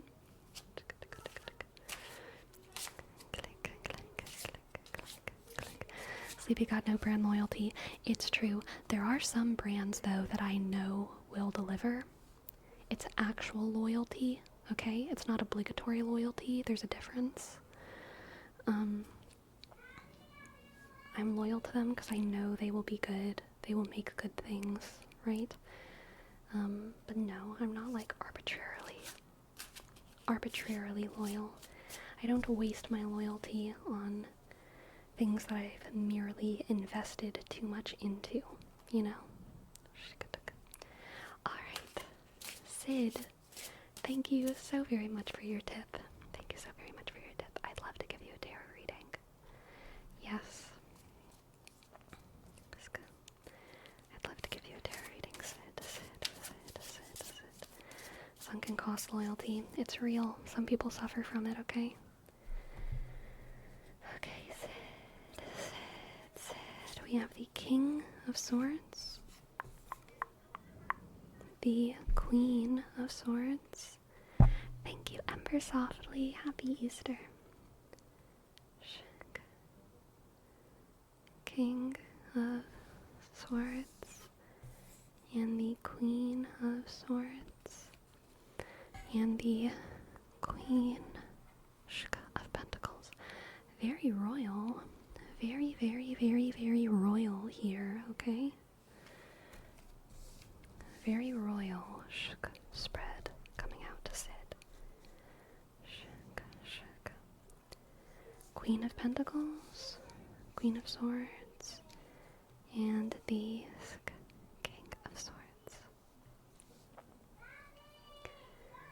Sid, I'm gonna be real. I think this is simple. I think you are surrounded by a lot of powerful people, okay?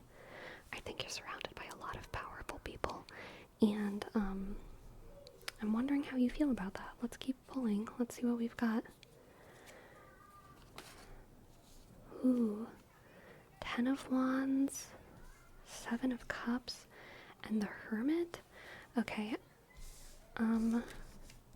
This is kind of wild, Sid. I'm almost getting like Saint Francis of Assisi vibes. I feel like there's a lot of very powerful people in your life, and surely, Sid, many of them are good, many of them have good hearts, but I feel like you are destined in a way to lay down your privilege, because I think for you, the kind of privileges that you get out of your connections are not privileges that serve you and your dreams and your mission. And so I feel like you're going to, like not take on the family business. I feel like you're going to leave the privileges of your family behind in service of finding your own purpose.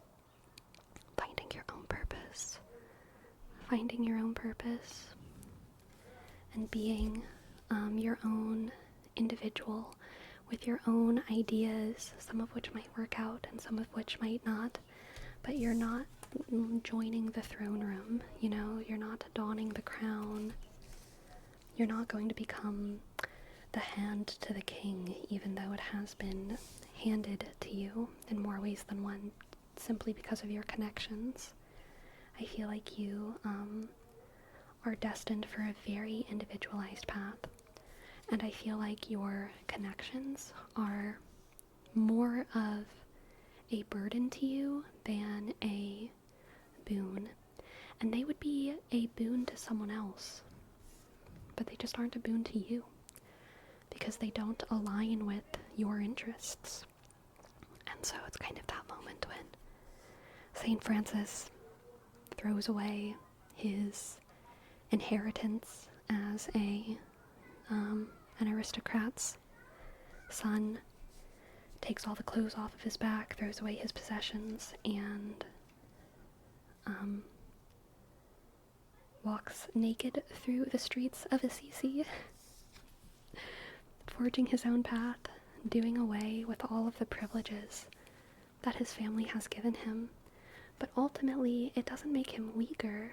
He becomes one of the greatest figures in history.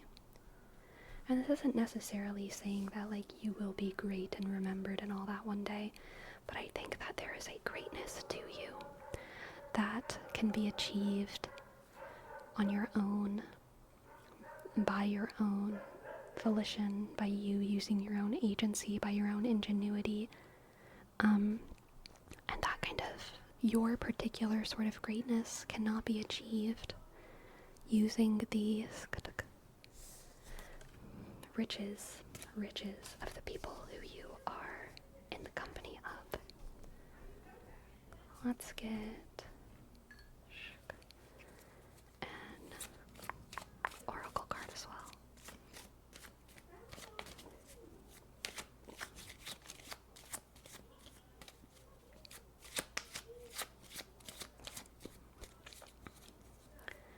An oracle card.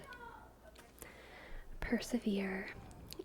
Starting fresh, or not starting fresh, but forging your own path is so scary because in some ways you're nerfing yourself, right? Like, you have all of these resources at your disposal and you're like, no, I'm just gonna do my own thing.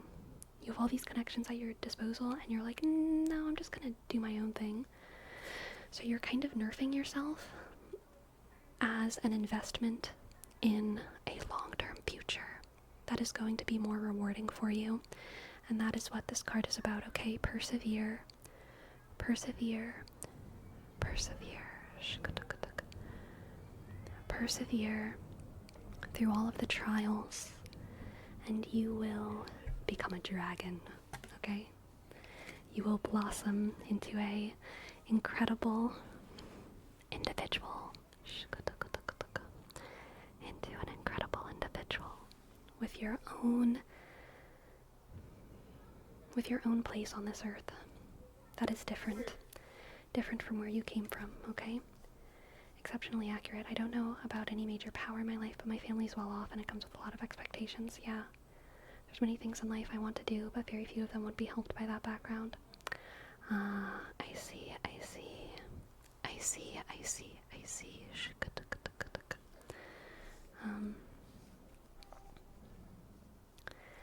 Man. Yeah, I think that there is a path for you out there, Sid. I think that there's a path that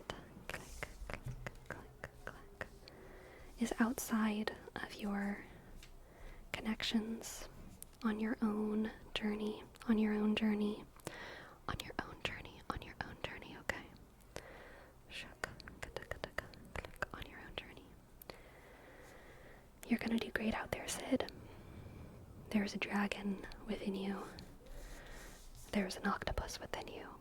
And it's going to be an inner journey, alright? And it's gonna be beautiful and wonderful. Thank you so much for letting me read for you. I hope that resonated. I hope that you enjoyed. I hope that it helped out with whatever you were feeling in your hearts. Thank you so much. Lately I've been considering streaming. I think it's fun and way more in line with what I want in life, but it's very different from what I'm doing. Do it. Do it. I love streaming. Although, obviously, streaming is kind of one of those things where it's pretty scary to, put all your eggs in one basket, but, if you can, if it's smart for you, if it's smart for your life, if it's smart for your story, if it's smart for your goals, yes, stream just for fun.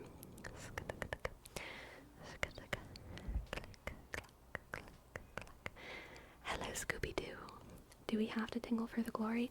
Yes, for the power and for the glory. Glory, Hosanna, praise the Messiah. You are the one who could save us, Messiah. Lead us to freedom. Glory to God, Hosanna on high. If you're gonna put eggs on a basket, what better day than Easter? Oh, so true set of words. So true. That's a good one. That's a good one. I heard that song in church today. You know, it's funny. That's really more of a Palm Sunday song, but it works. It works for Easter. Glory, Hosanna, praise the Messiah. You are the one who will save us. Messiah, lead us to freedom. Glory to God, Hosanna on high.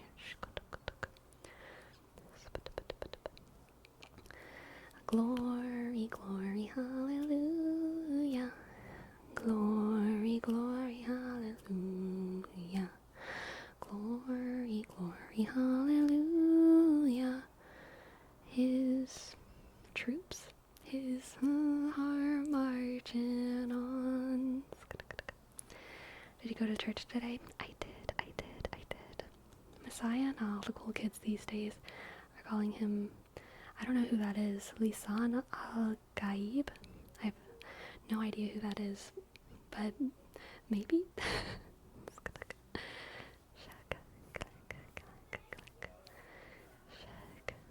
I expected lots of people there. Were there? But for some reason the one near my house was closed. Oh, interesting. The church was closed on Easter? Maybe they just did one early mass and then closed for the rest of the day. That's possible. Sometimes churches just do one early church mass and then all the priests are like, we are relaxing. It is Easter Sunday. We must remember the vowed religious need to take their holiday time sometimes, alright? They do need to take their holiday time sometimes. Wait, what? Why would they do that? So that the priests can celebrate, by resting, for real. Because, Easter is the most important holiday of the Catholic Church. It is the most important holiday of the Catholic Church, which means it is the most important day for you to rest and for you to celebrate. And the people who believe that more closely than anyone else are the vowed religious, the priests, So it's We're doing Easter Mass, and then it is our most important just be happy by ourselves day, you know?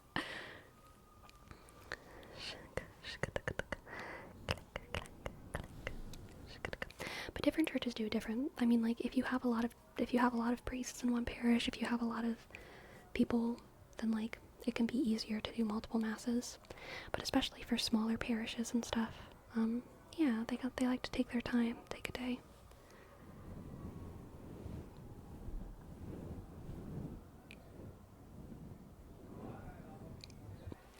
Have you ever seen people doing the costalero, where they have people carry the pasos statue on their shoulders and walk the city streets? Mm-mm.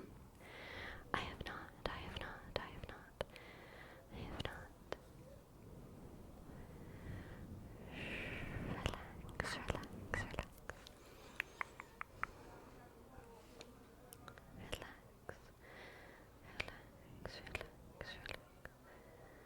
Oh, the procession? Oh, I have seen the procession of the cross. Is that what you're thinking about? I don't know. Maybe. But that's, it can be like a Holy Thursday or Good Friday thing. Where you walk through the Stations of the Cross. That can be done throughout Lent, but it's most important on Fridays in Lent, and then also Good Friday. Ah, Bezos' Passion. That makes sense. I don't know what the Via Crucis is. Via Crucis. So I don't know if we do it. But if it's the way of the cross, I think that's what that means, the way of the cross, then yes. Yes, I'm sorry. I did that myself. I think it's the way of the cross. And we do that here. No, they're not. They're not fake. They're real. It's Latin. Gotcha. The Via Crucis. Gotcha. They're just they're not fake. They just what do you call it when deers shed their antlers? They just do that sometimes.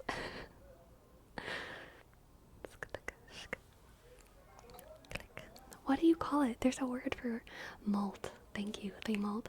Yes, my ears just molt sometimes, but then they come right back. It's no big deal. Okay?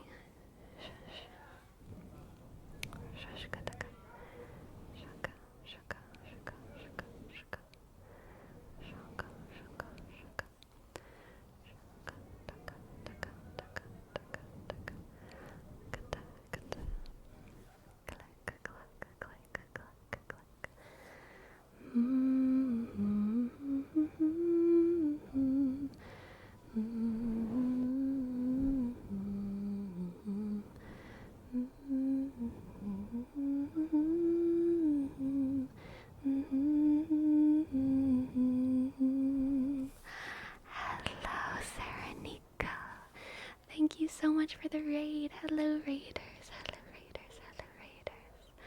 Hello, Raiders. Welcome in. Hello. Thank you so much for the raid, Serenico. Hi, how are you doing? I hope you're doing well. I hope you had the most fun stream. I hope you had the most fun. How are y'all doing? My name is Sleepy, and I make ASMR on Twitch and on YouTube. Welcome in. We are talking about Easter and the Way of the Cross, which in Latin is the Via Crucis. And that's basically it.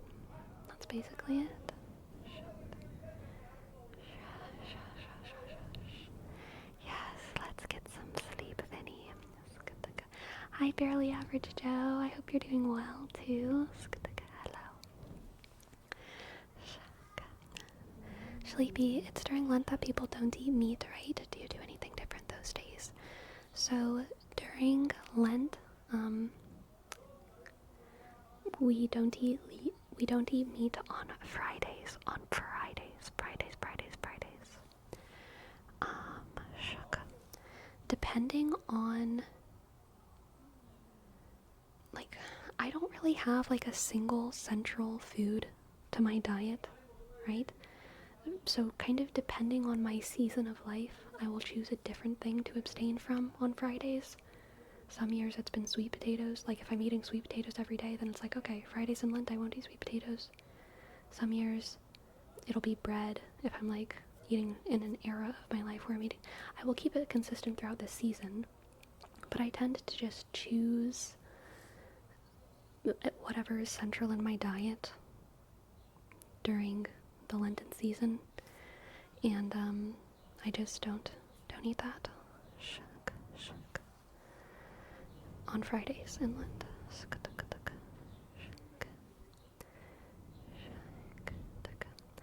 I don't eat meat either, but I also have no idea when Lent is. And I always realize it's like halfway through when I notice there's all sorts of fish specials. Yes, very real, very real. I don't eat meat because I don't like the texture. I get hyperfixations on food and eat the same thing for like 3 weeks. Dude, same, barely average. I mean, not about the meat thing, but about the hyperfixations on food thing. Yes, but my food, like, hyperfixations tend to last like years, like 4 years, and then it will change, you know? But there was definitely like a couple years where I was eating like 3 to 4 like big sweet potatoes a day, and that was like all I was eating, and then I was done. And then there was a while when I was eating like a million bananas a day, and then after maybe like, I guess bananas was more of like a 2 or 3 year phase, and then I was done. Now I'm in an apple era. I eat a ludicrous amount of apples, but yeah, I definitely get that. I definitely get that. Shush. So you're saying that cantaloupe is just a phase? I mean, it might be, you know, like, I'm gonna be dead for real serious. Honest to God, last summer, watermelon really started creeping up on my cantaloupe love, and I might be in the throes of a rotation in favor of watermelon, okay? But I'm not sure yet.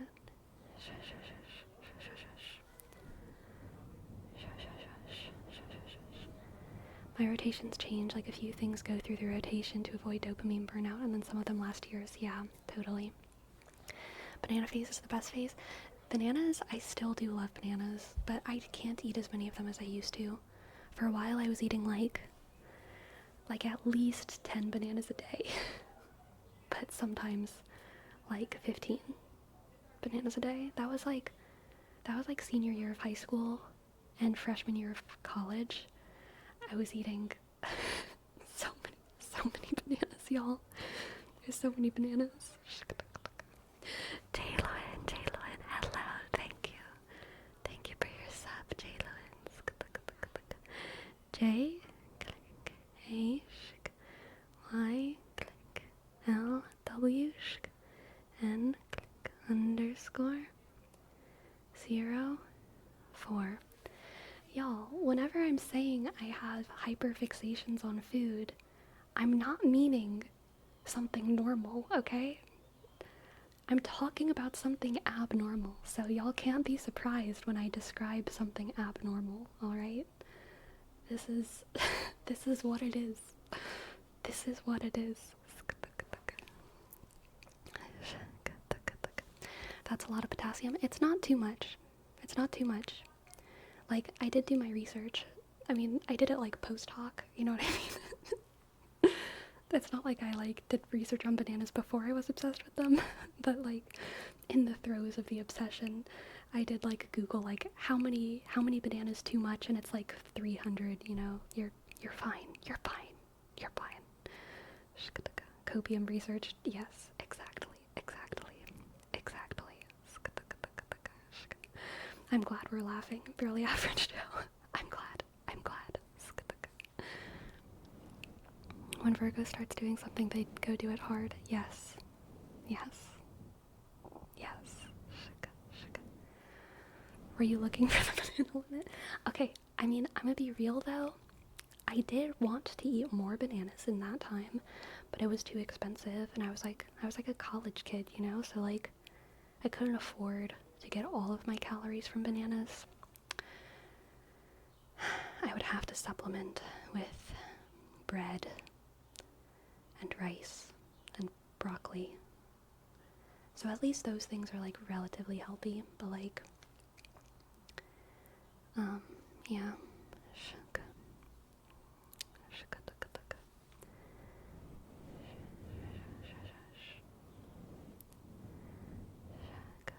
When I was pregnant with my son, I craved Fabuloso, the cleaner. Oh no, that's terrifying. That's terrifying, Joe.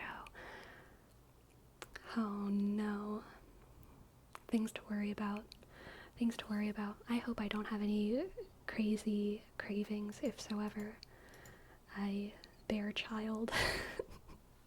That would be wild. But I don't think my mom did. I feel like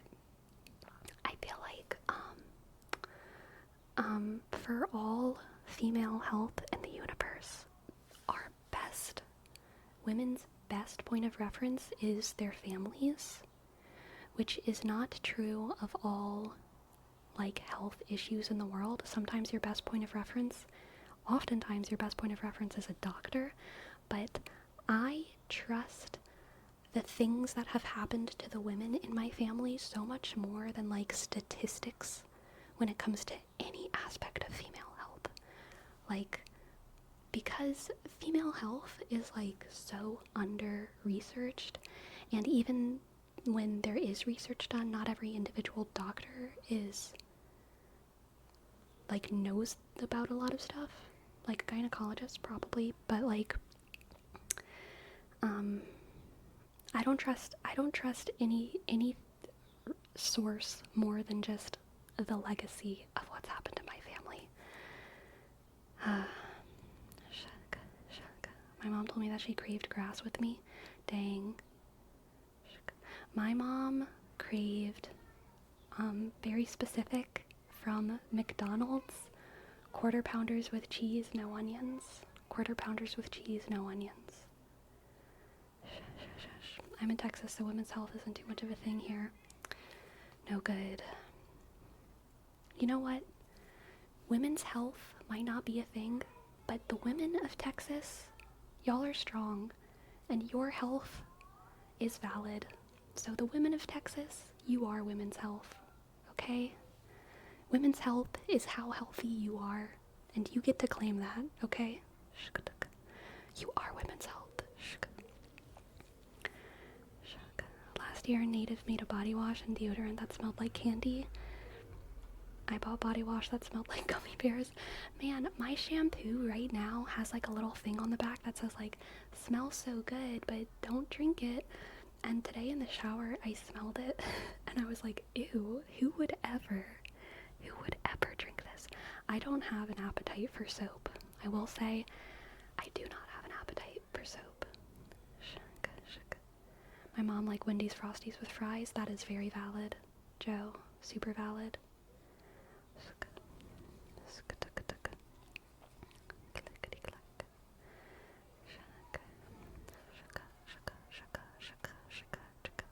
What does it smell like? It smells like soap. It just smells like soap. I can't, I don't know. It just smells like soap. I can't with it. This year, Native made deodorant and body wash that smelled like Girl Scout cookies. Good. Good. I think there should be more cents per soap. Too long we have had like a pantheon of like 10 soap smells, and I am excited for that pantheon to expand. Sleepy, do you think there's a connection between cravings and their child? My mom told me she craved radish when she was pregnant, but I've never liked it. No. I don't think that there's anything that says that. I don't think so. Like, sometimes people would get cravings for things that are just actually good, and so, like, sure, the baby will also like that thing. But also, no, I think pregnancy cravings are, they're biological, but they're also psychological, right? Like, so whenever one is hormonal, usually they genuinely have a need for more calories, especially if you're pregnant, right? So you're hungrier, but also your hormones make you, they stimulate you get hungry for reasons that aren't purely like an energy deficit. Like, you just kind of get hungry sometimes whenever your hormones are doing certain things, right? And so it's the combination of like a hunger and also a genuine like need for more nutrients, and then also like it's kind of like in my opinion, cravings, and obviously I'm not a doctor, it's kind of like whenever you're trying to comprehend a dream, and in all likelihood the dream was just utter nonsense and chaos, but in your brain you're like, oh, I had a dream about my dad getting into a car with my younger brother and going to the doctor and meeting a giant bird. Like, you're making sense out of it. I think that's what cravings are like. Like, you have feelings, and then you're like, pistachios. I think this is pistachios that I need, and you are very good at like. It feels very real. It feels very real because it's in your own brain and in your own body. You know what I mean? Like, so it's like pistachios, but it's probably not literally exactly what your body needs. It's just a combination of those. Like a generally larger need for nutrients, hormonal hunger, and kind of your own memories and your own mind being like, I think this will sate it. I think this will sate it. I once ate a full can of expired Tootsie Rolls and had a fever and food poisoning and stomach sickness. Oh, that sounds rough. Quick. That sounds rough.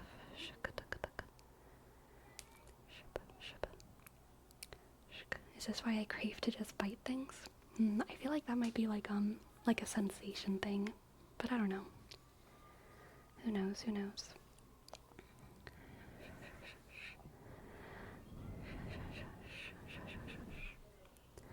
Alright, for Justoba, we have a word rapport. Watermelon. Watermelon. Watermelon. Watermelon. Watermelon. Watermelon. Watermelon. Watermelon. Watermelon.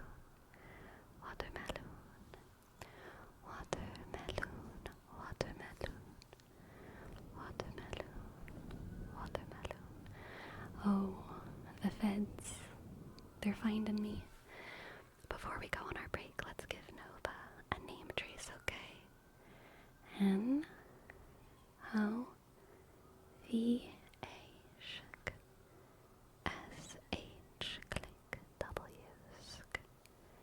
Nova, thank you. Alright, my friends, it is my break time, so I will be gone for about 5 minutes. And then I will be back for more tingles, tingles, tingles. Tingles, tingles, tingles, tingles, tingles, tingles.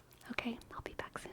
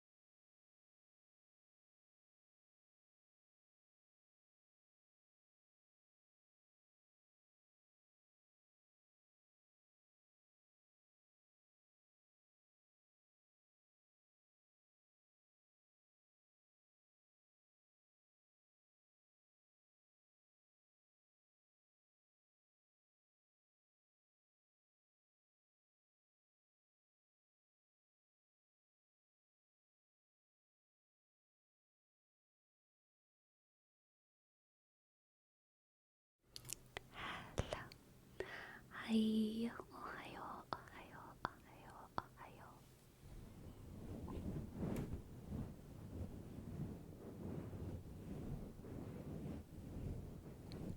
Hello, hello.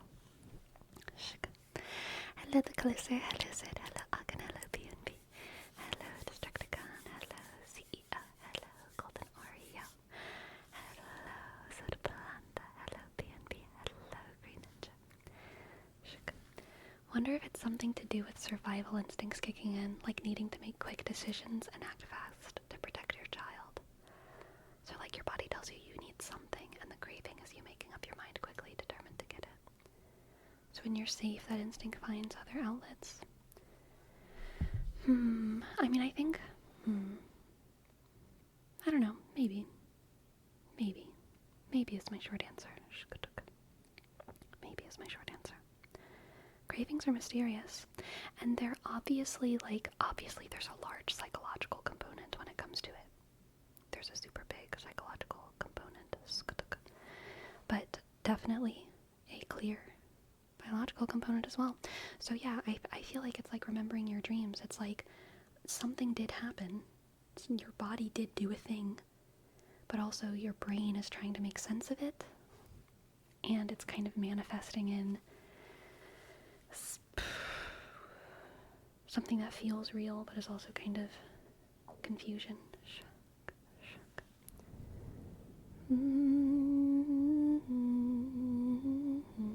It's like the super smell that comes with pregnancy.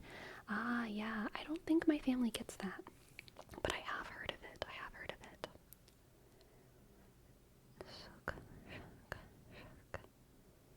What color scheme would you go for with an August wedding? I mean, fall. Browns and reds and golds.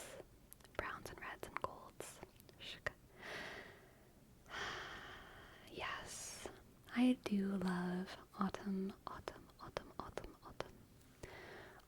August is fall. You know, good point, August. In my head, August is fall, but in some people's head, August is the end of summer, and I understand.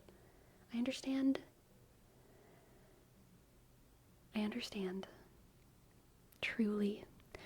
I'm gonna say a real thing though, and I need anyone to either invalidate me or tell me that I'm right. Either one.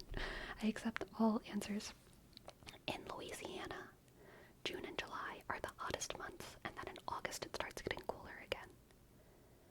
And that's why, in my head, August is fall. But in Oregon, August and September are the peak of summer. They are the hottest months. And things don't start getting cool until October. And so October is the start of fall. Like psychologically. I'm not talking about the scientific September 21st, okay? No one cares about that. Let's talk about our brains. August is the hottest seeming for Texas. Okay, that's fair. Yeah, the West Coast is that way. Yeah. August is peak here in Ohio. I have a hot take. January to April, spring. January to April, spring. April to August, summer. August to November, fall. November to December, winter. So January's 4 months, but winter's 2 months. Or wait, not January. Spring is 4 months, but winter is 2 months. Interesting. For me, it's always been September being fall, but only towards the end of it. Okay, spring and summer before July is my favorite. After July, pollen allergies are the worst. I think there's a linguistic component to this as well. I think August feels to me like autumn. Autumn. In my head, August is autumnal, but I can understand. So, what was the original question? What color is the August wedding? Gloom, I think it depends on where you live. Autumn or fall? I think autumn is a much prettier word, but fall is what I do tend to use.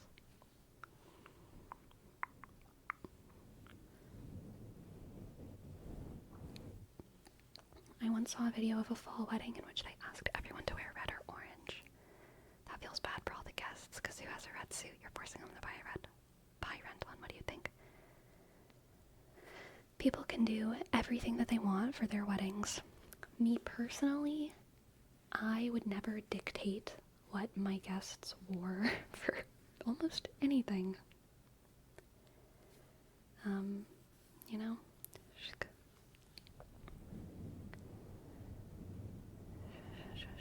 I agree with that. Golden Oreo. I say fall in conversation. But autumn when feeling poetic or admiring how nice the season is, yes. Kind of want the theme to be wildflowers. I love wildflowers. Yes, wildflowers is a beautiful theme idea. Speaking of weddings, tonight is the night me and my fiance finally book our venue. Nova.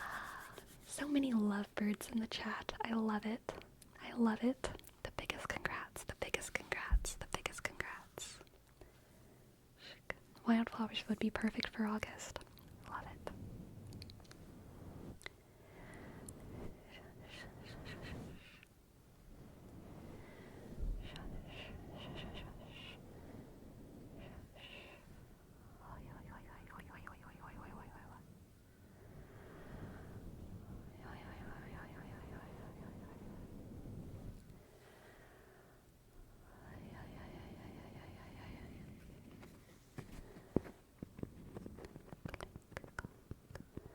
Click, clack, take a tea tag. It would be cool if guests brought their state or county wildflower pin to their suit or dress.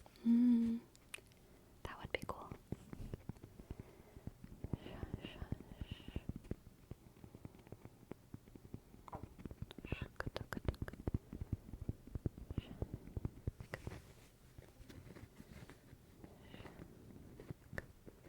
I never saw Midsummer.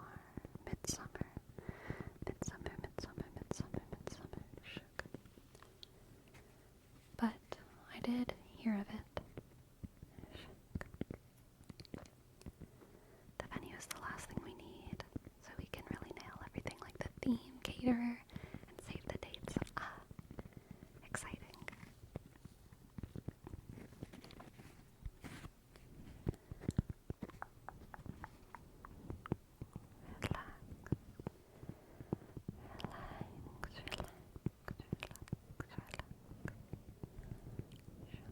Do you have any favorite kind of tree?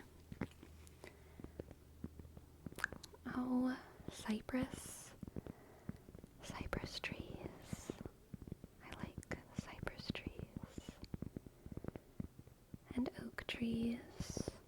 And willow trees.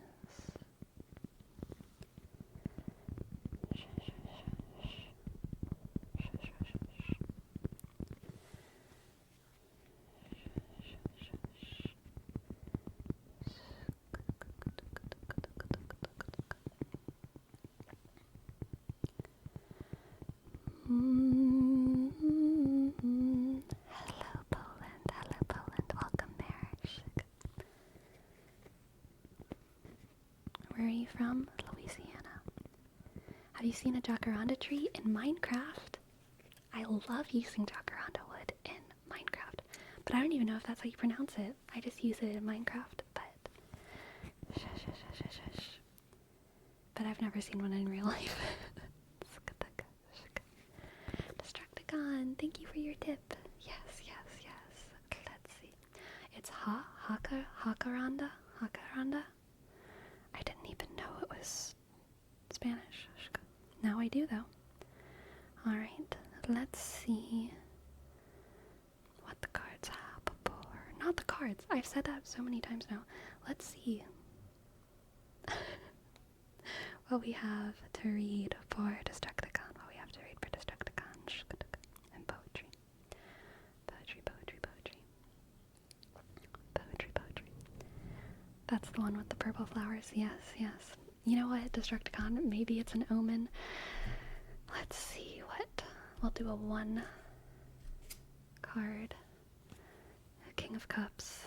Man, Destructicon. What an emotional king. What an emotional king. I loved in Beth and, yes, Destructicon, this is for you. Beth, oh gosh, I've forgotten their names. The fundamentalist, Kristen and Beth from Girl Defined. Beth, and her husband were talking in a video about, like, emotions. And I think this is, like, kind of, oh, sorry for the bunk, like bubble lingo. I don't want to call it Christian lingo because has nothing to do with Christianity specifically, but I think it is like a lingo that is in their bubble, which is predominantly Christian.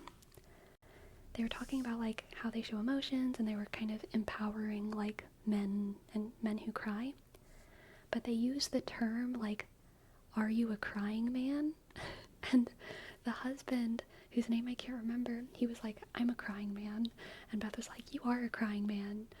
And then someone asked them, like, who cries more? And Beth was like, I probably cry more, but you are a crying man.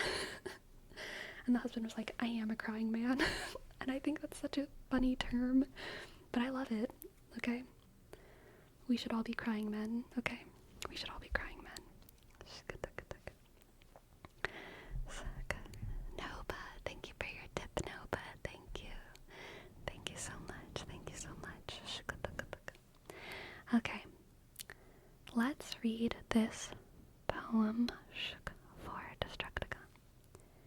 I rewrote the Laika poem. I like it better now. Can you see every star close up as you are? Did you wag your tail as the sun rose so frail? Did the sun embrace you, call you baby in its view? I'd throw it for you, Laika, cupped gently in my hand. Let you chase it through the stars. Did you try to bark but only met a distant scar? Within love's hold, you shall always stay, a brilliant glow never to fade away. All you were was love, and in love you shall remain. The same sun you chased so bright held you tightly in its light.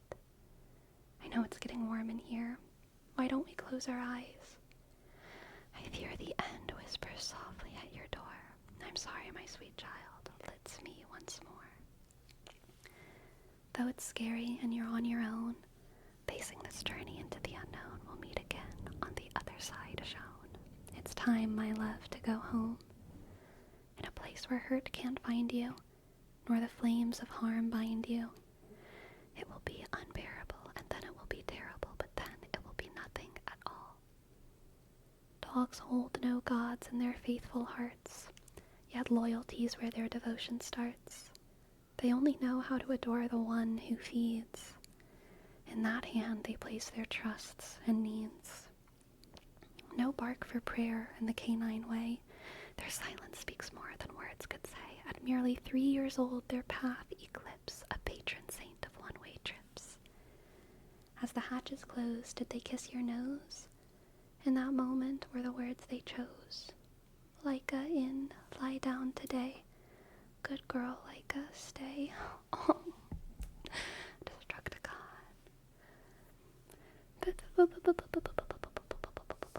That's so good. That's so good. Good job, Destructicon. Good job, good job, good job. Very good.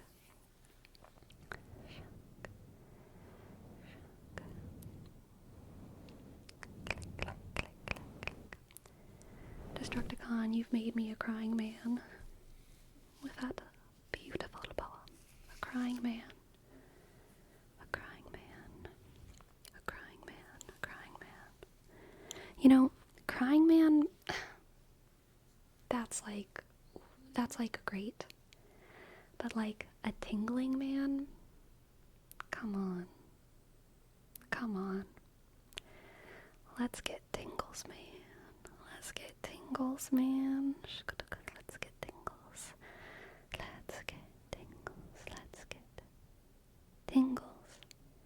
Tingles, tingles, tingles, tingles, tingles, tingles, tingles, tingles, tingles, tingles. Crying man is the best superhero. Yes, absolutely.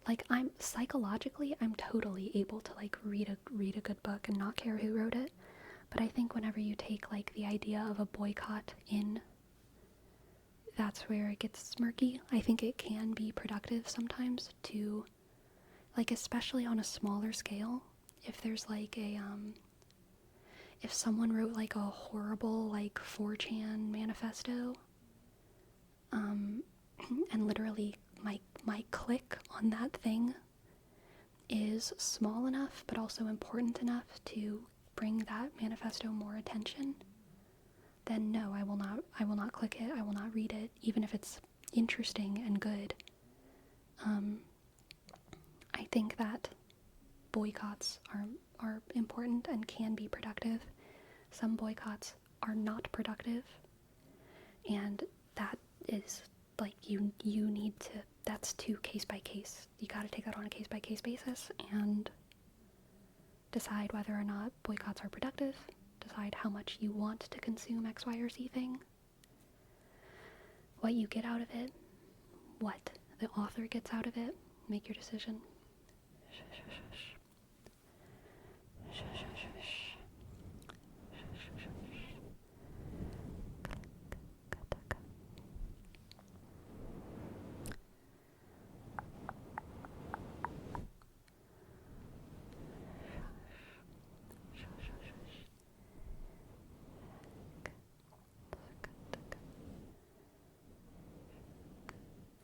Joshy, I think you might be thinking of the word sophist. Sophist. Would you judge others that don't think like you? Like if someone else were to click that manifesto and read it? Do I judge others that don't think like me? I mean, someone has to do it in order to get the word out. Someone has to do it. Someone has to do it. But really, only like very few people need to do it. Someone can screenshot it. Let everyone else know. You know? We don't need to be clicking on the original things to give people attention who can benefit from that attention in like a very specific, like marked way, you know? If we're talking about like a video that already has like 7 billion views, then like it's not gonna matter if you give it 7 billion and 1 views. Like, I don't care. But would I judge others that don't think like you? I mean, I think like that's a more important part of, or a more interesting part of the question, just broadly taking it out of the situation. We need diversity, but also I think it's good to, and healthy to, judge people who are doing a bad thing. Now, I don't know if that action in this specific scenario is always a bad thing, but do I judge people who think differently than me? Broadly, no. But if people are doing bad things and I judge the things that they're doing as bad, then yes, of course I judge them. Yes. And which I think is like what we're supposed to do. Like, and maybe it depends on what you mean by judge. Like, do I think that they, like, I'm judging their action as bad, and I'm thinking, you should not do that. I don't think it makes someone a bad person, so maybe if that's what you mean by judge, then like no. But like, I don't know. Speary, thank you for your prime. Thank you for your prime, Speary. Thank you for your prime, Speary. SP I dot R click I dot underscore 1 sh. Thank you, Speary, for your prime. I appreciate it. Bring it back to a book. If somebody bought a book from a horrible person, would you say think something about them for having that book? I mean, like, it really depends on the book. Like, there's degrees here. There's owning Harry Potter, and then there's, like, owning Mein Kampf. Like, these are very different things, okay? And there's also, like,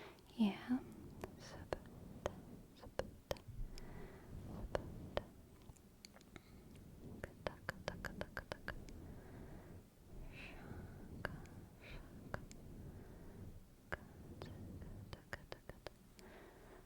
Have you ever read Fahrenheit 451?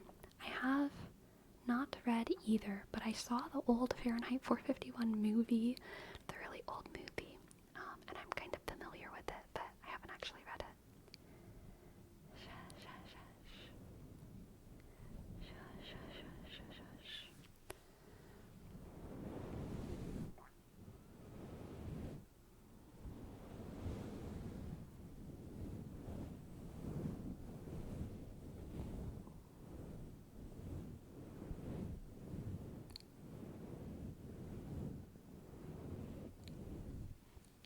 Any philosophy books? I don't know if I have any books that are technically philosophy. But I have books that are philosophical. I have the I Ching and the Tao Te Ching, and a lot of like religious texts that are definitely philosophical, but they're not technically philosophy.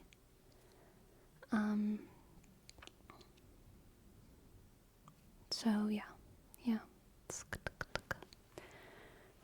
And I guess Ishmael by Daniel Quinn is probably the only like, it's the closest thing to like capital P philosophy, but I have more of an emphasis on religion than philosophy, I think. And Prometheus, thank you for your tip. Thank you for your tip, Prometheus. I'd love to give you a tarot reading. As a grammar enthusiast, how do you feel about language descriptivism versus prescriptivism? Do you feel like needing proper grammar gets in the way of language evolving naturally?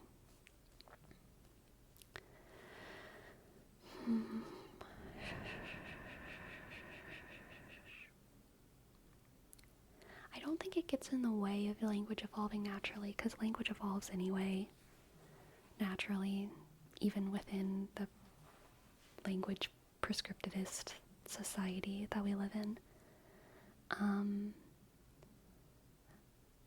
But I do occasionally yearn for an older world where there is no grammar. I love grammar. Like, I love grammar. My gripe with grammar is not at all like a joy thing. I love grammar, but it's more of like a, would the world be better if we had no like grammar? Like in English especially, because in English grammar rules are so arbitrary and wild.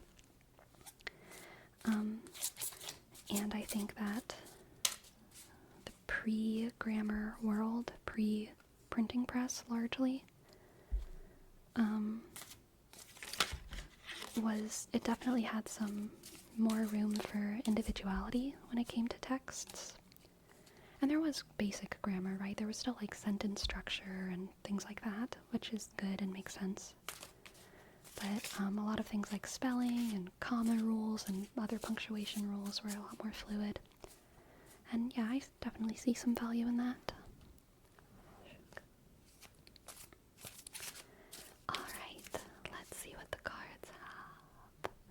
Let's see what the cards have for Prometheus.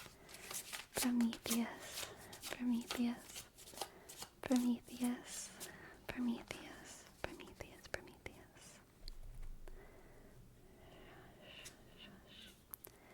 We have the Two of Wands,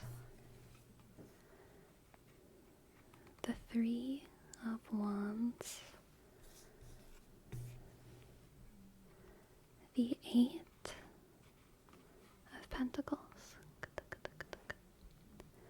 the Eight of Pentacles, the Eight of Pentacles, the Eight of Pentacles. Okay, Prometheus. Oh,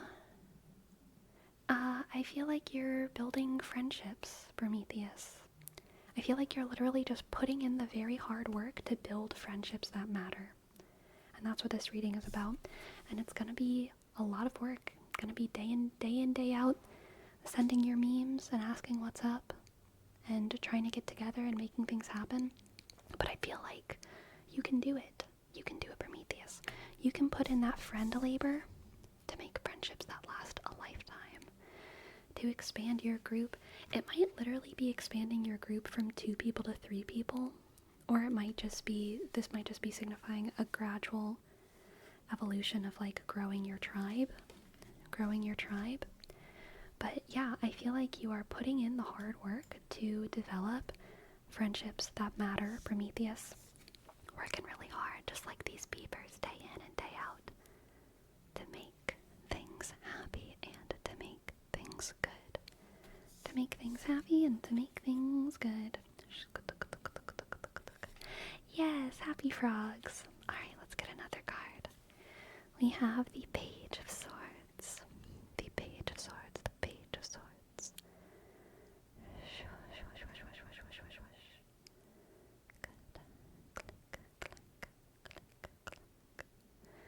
Alright.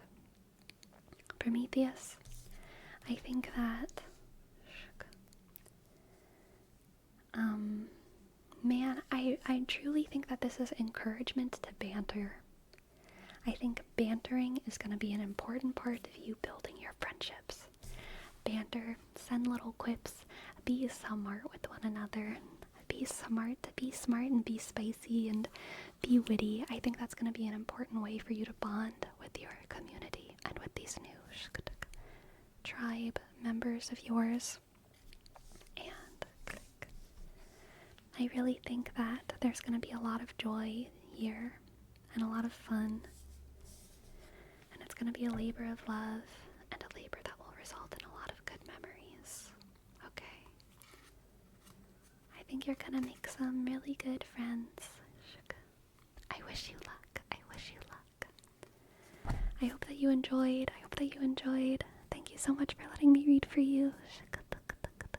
Thank you so much for letting me read for you. I hope it resonated a little bit. You're gonna be great at making friends, Prometheus. You're gonna be great at making friends. You're gonna be great at making friends, great at making friends, great at making friends.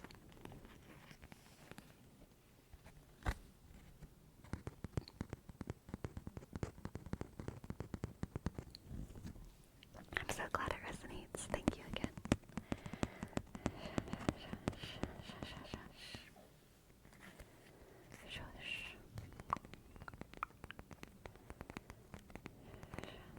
Hello, Apollo. Apollo the Beagle. Hello. Beep, boop, beep, boop. Do you think reading will ever stop and be replaced, or just stop and be extinct? No. I think text will always be an important part of communication, outside of the realm of like an apocalyptic situation where we all lose our literacy. Oh my goodness, Nova, I didn't see. The message didn't come through. Let me see if I can find the message.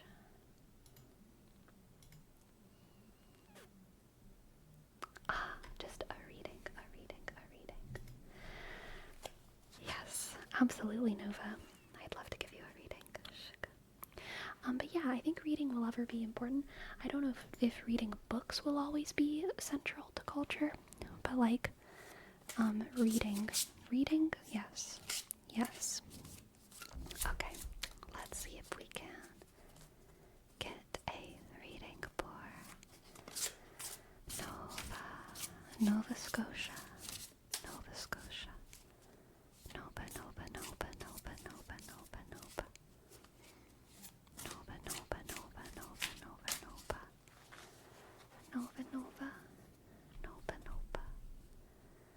Nova. We have the 4 of Wands and the 4 of Pentacles. The 4 of Wands and the 4 of Pentacles. And the 7 of Pentacles, 7 of Pentacles, 7 of Pentacles, 7 of Pentacles, 7 of Pentacles. Okay.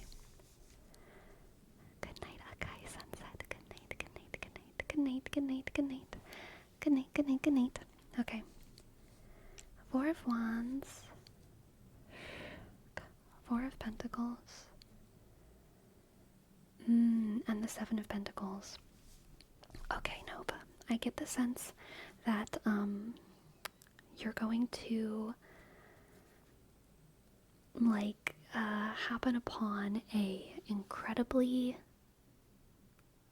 serendipitous, valuable item or resource, okay? Active Pickle Soup. Thank you so much for your prime. Thank you so much for your prime. What a unique name.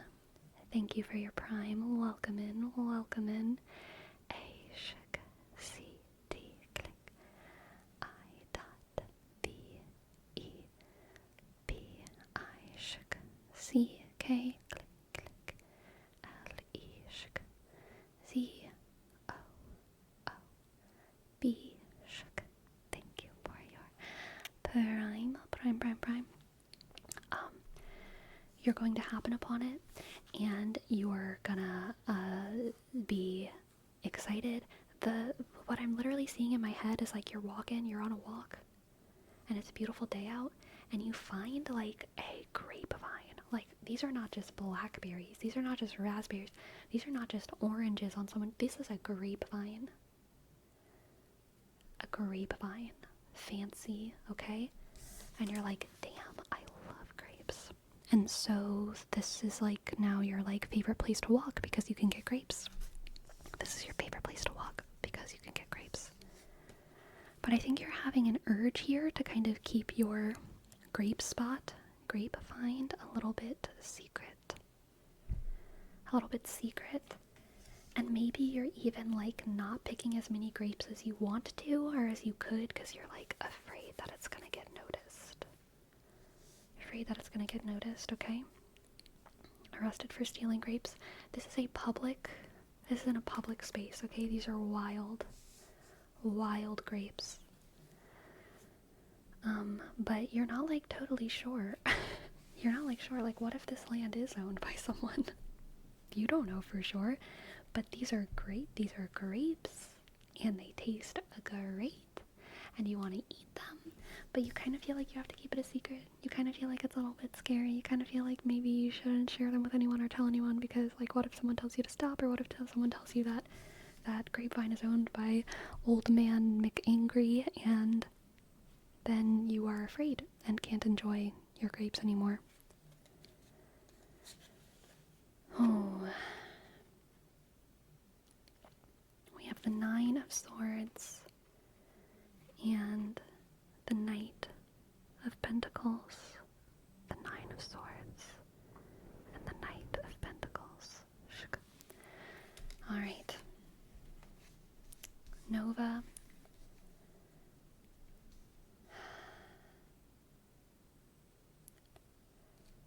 You've got to talk to someone about this, whatever this is.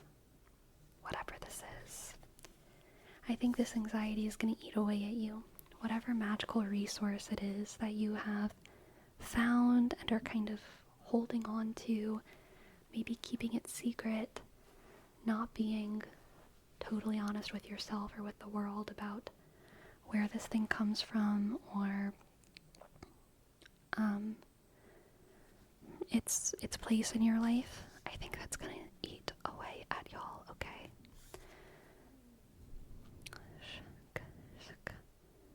You've got to talk to someone, and I think that this person is really gonna help you. This Knight of Pentacles character is someone else who is going to help you through your situation. I don't know who they are or exactly what they're gonna do. In this extended metaphor, I don't know if it's gonna be like they're going to reassure you that the grapes are indeed public and you don't need to worry. I don't know if they're going to be someone who teaches you how to plant your own grapes. I don't know if they're going to be the grapevine owner who tells you like, yo, I got way too many grapes, take as many as you want. I don't know exactly what it's going to happen, but someone's going to help you with this situation, and they are going to be assertive about the way they help you. They are going to it's like when you finally ask for help and it's like so much better than you ever could have expected. It's like whenever you're like really, really, really sick and you're like laying in your bed and you've been sick for like 3 days, and there's like vomit in the toilet that you don't even have the energy to like flush down the toilet, and you're like groaning, and all you need is like Tylenol, and you like text your friend finally after 3 days of like suffering in silence, and you're like, please, can you maybe just like run in the store and maybe like give me some Tylenol or something, or like just like drive me to the store and I can get my own. And then they end up like coming to your house with like a full bag of like things that will help you, and they like help you clean yourself up. And it's savior vibes, okay? Savior vibes. Someone's gonna help you out with your stressful but good situation. You have a stressful but good situation. Someone's gonna help you out. Someone's gonna help you out. Another like analogy here could be like you got too high of a grade on a test and you're like, oh my god, do I tell the professor that they definitely gave me the wrong grade? Because on my paper test it says I made a D, but online it says I made a 100. And that like eats away at you, and then you go talk to your professor and they are just like, I'm so sorry. Thank you so much for telling me. Keep your 100. Keep your 100. You know what I mean? For your honesty, keep your 100. That could be the vibe here. But yes, I think that you need to speak up, basically. You need to speak up about something, and you will be rewarded for speaking up. You are not alone in this situation. You are being supported even though you feel alone. And there are people who are waiting to help you, okay? Waiting to help you as soon as you ask. Let's get an oracle card. An oracle card. An oracle card. Oracle card. Oracle card. Oracle card.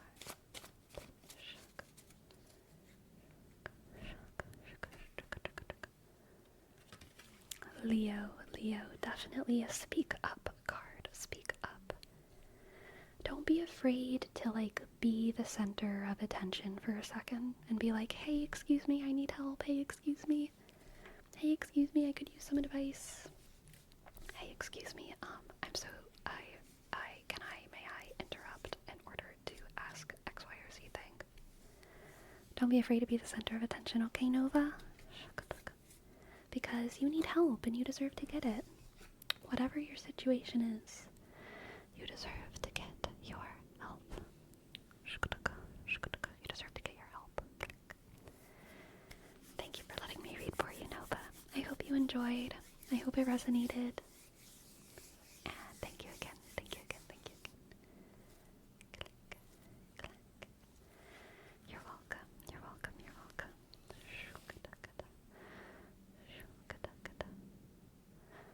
Good night, Apollo. Good night, Apollo. Good night, Apollo. Good night. Good night. Good night. Good night. Night, night, night, night, night. Night, night, night.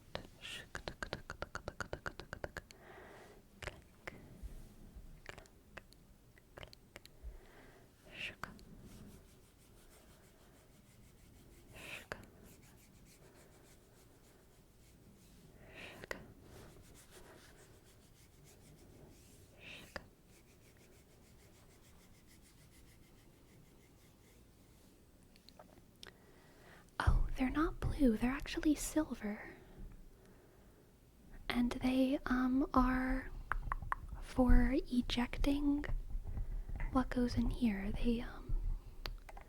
They press down and they just help to eject things that you plug in to there. Nothing too crazy. Nothing too crazy.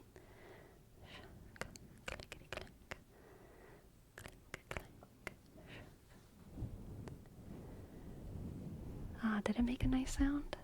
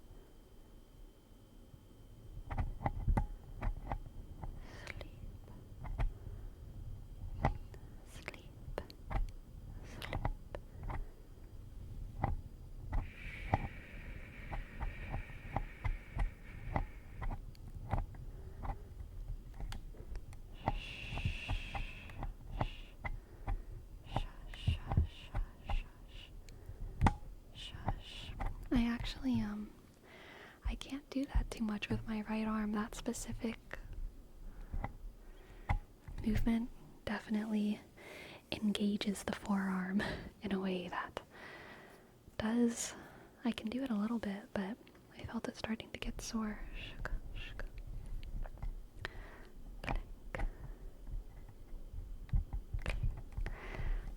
But I don't think I have the talent to do it with my left hand as well.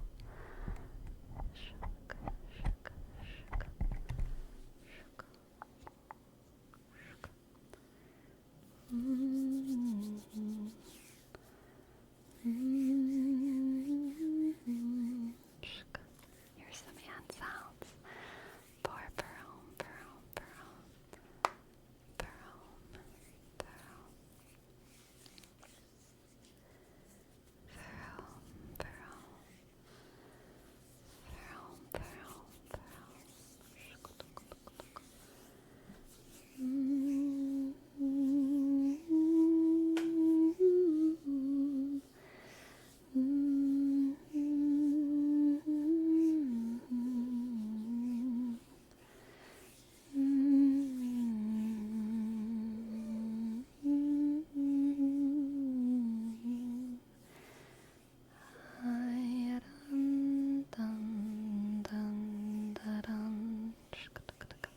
My cat is weaving through my feet. My cat is weaving through my feet. Hello, girl. Hello, Gracie.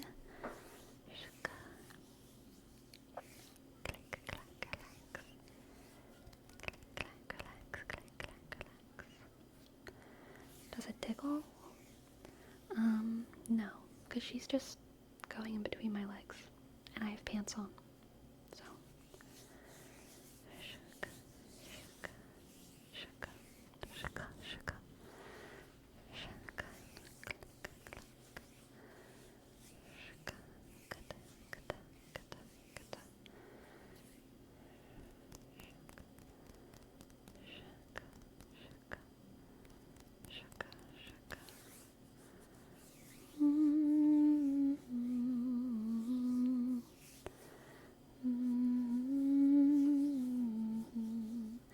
Good night, Gisley. Good night. I hope you all sleep well tonight. I hope you all sleep well. I hope you all sleep well. Oh, Destructicon. Introspective question. If you had a bad relationship with a parental unit and you got to the point where you changed your last name, do you feel obligated to tell the parent that made you feel that way? I feel like if it's that bad that I'm changing my name, then no. Like, because to change your name that's pretty far. That's pretty far.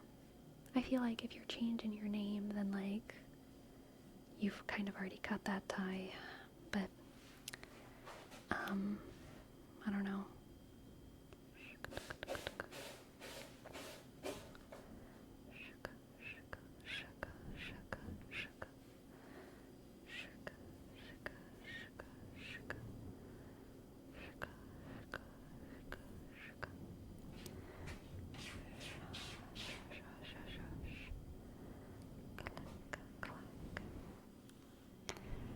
Akira, are you talking about belonging to the Michaels? To the Michaels? Are you Michael? Or are you not Michael? Are you Michael? I think we're all Michael here. I think you're Michael. I think you are Michael, and you are Michael, and you are Michael, and you are Michael, and you are Michael, and you are Michael, and you are Michael, and you are Michael, and you are Michael. Shaka. Click, click, click, click. Yes? What's up, girl?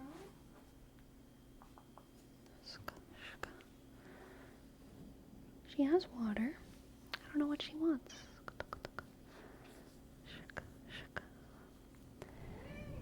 Meow? Want me to hold you? Do you just want attention? Maybe she just wants attention.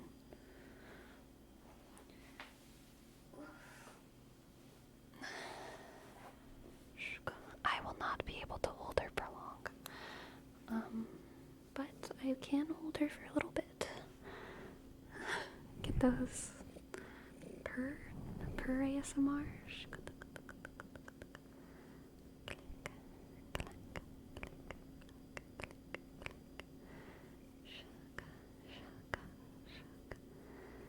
Is your arm hold strong enough to hold Gracie?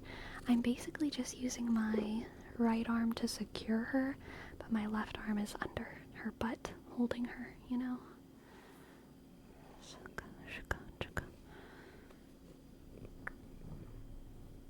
You want to get down now? What you feeling? What you feeling?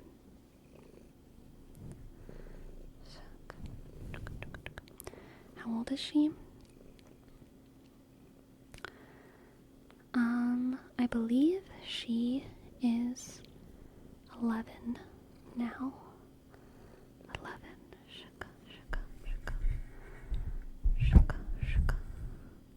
She's bonking the mic, her favorite thing to do.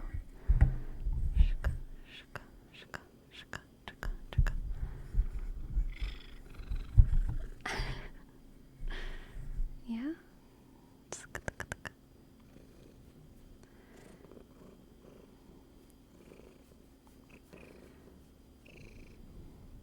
Are you comfortable? I will not be able to hold you forever.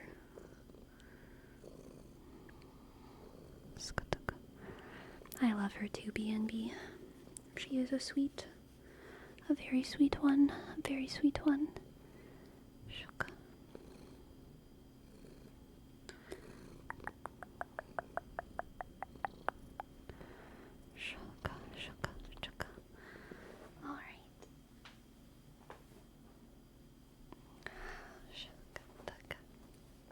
Click. Click. Hello, Ace Master.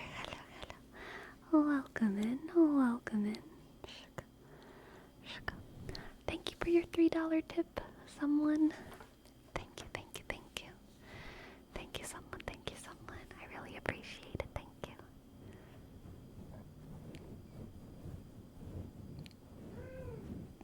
Stream is good.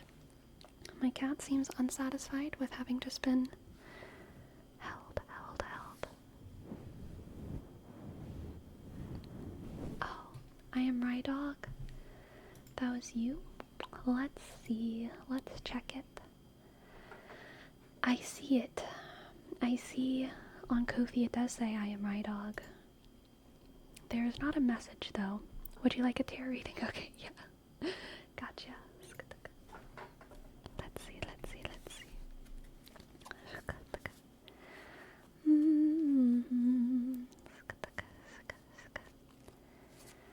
Random question. What music do you like to play on the piano? I mostly improvise. I play a lot of my own songs as well, which are very simple.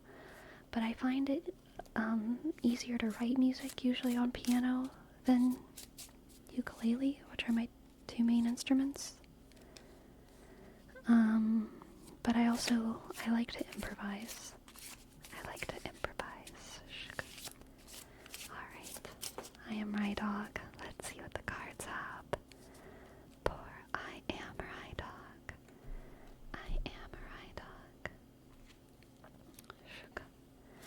We have the Ace of Pentacles.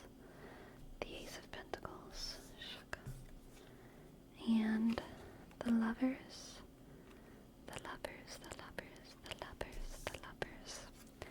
And the Knight of Wands. Golden Oreo. I can't read piano sheet music, so my music theory is not good.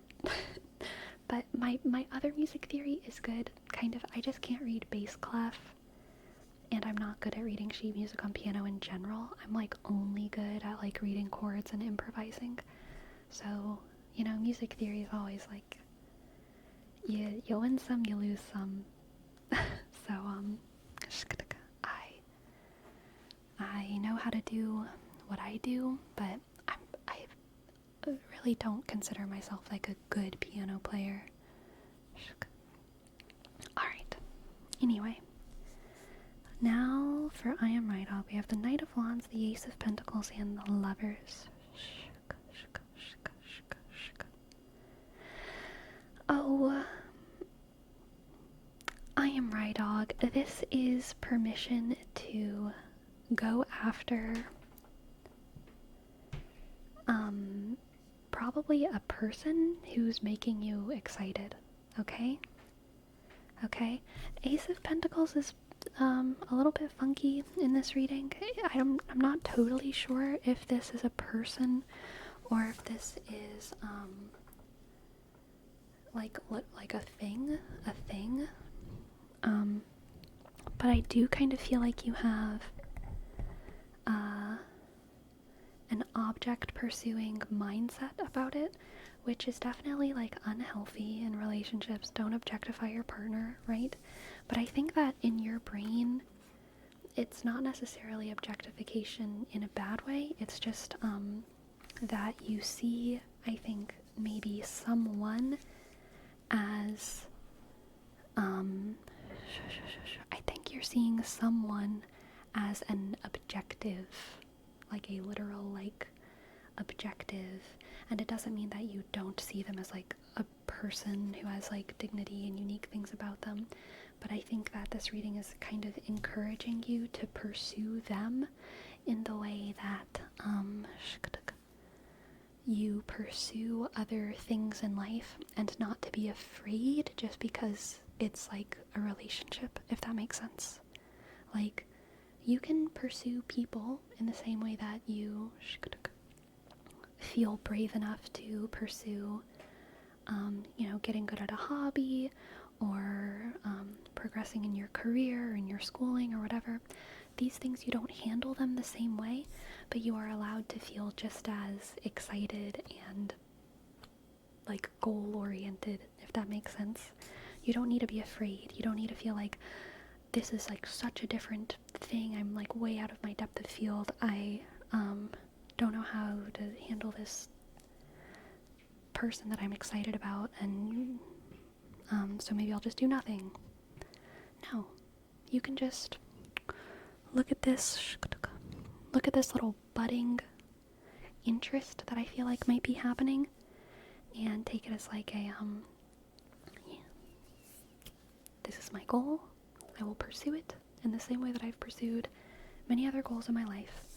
And maybe it'll work, or maybe it won't, but I think I'm gonna have a good time doing it.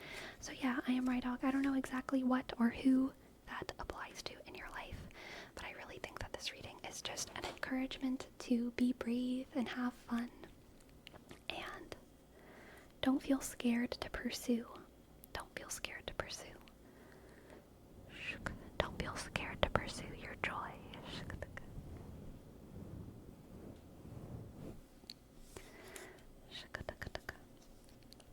Don't feel scared to pursue your joy, and you're gonna do great out there.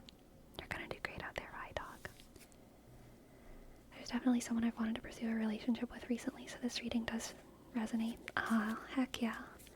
Go after them, okay? Be brave. Be brave. If you're not shaken before you like enter a boss battle in a video game, you shouldn't be shaken to ask them out. You know what I mean? You can do this. Thank you for letting me read for you. Thank you very, very much. I'm glad it resonates a little bit. Yeah, Eastmaster, we have plenty of time.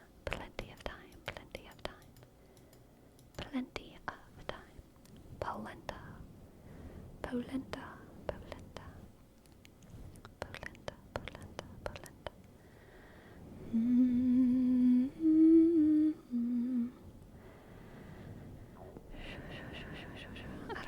emotional battles sometimes leave bigger scars than boss battles.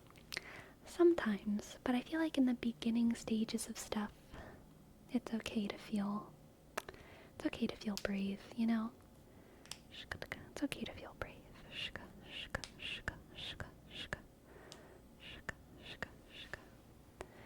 I can res from dying from a boss battle. Emotional battles make me feel permadead.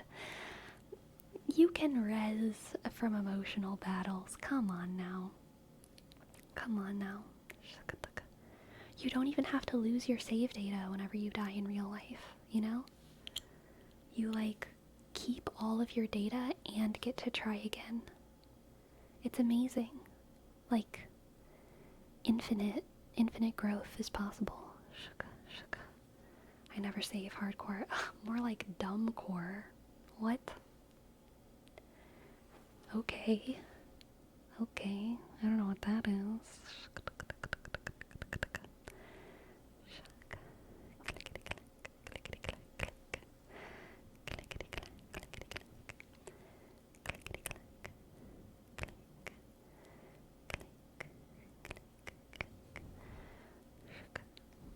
Your positivity is inspiring. I try.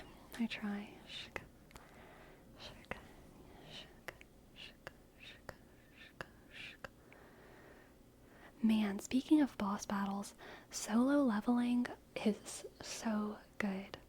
I am so excited for this series to keep continuing it. I've been enjoying it so much so far. I'm caught up on all the episodes. And, gosh, I just love it. You got the red dude? I did the red dude. Solo leveling is going crazy. Exactly. Yes, Golden Oreo. I recommend it. And Ace Master, thank you. Thank you so much for your tip. Generic tarot reading for major events. Gotcha. I've read the entire comic and I love the adaptations. Very nice. Alright, let's see what the cards have for Ace Master. Ace Master. Ace Master. Ace Master. Ace Master. Ace Master. Ace Master. Ace Master. What do the cards have for Ace Master? We have the Queen of Wands, the Queen of Wands, the Queen of Wands, the Two of Cups, and the Queen of Swords. We got all the court cards coming out tonight. Queen of Wands, Queen of Swords, and the Two of Cups. Okay.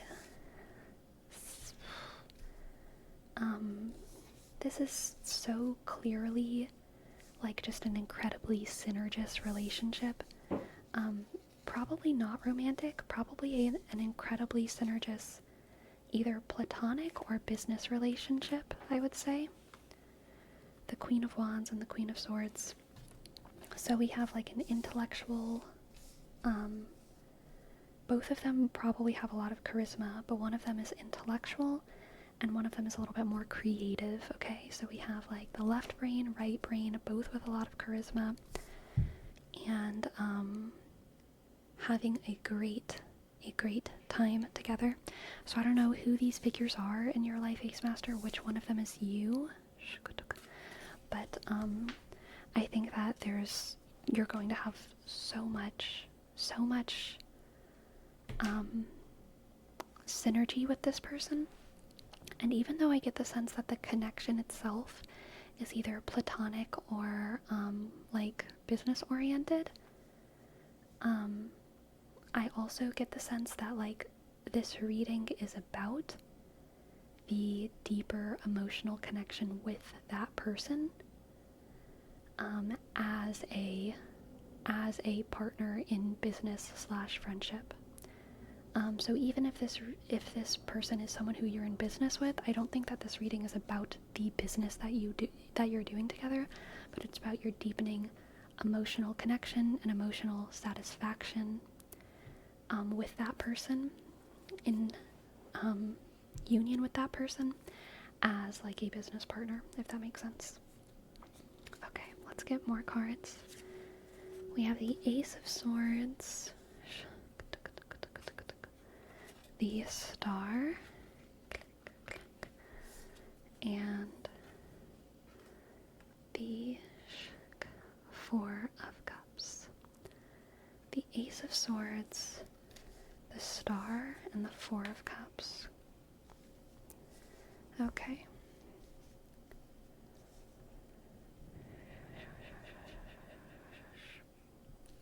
So, Ace Master, I get the sense that this is someone in your life who's kind of been like a sleeper person.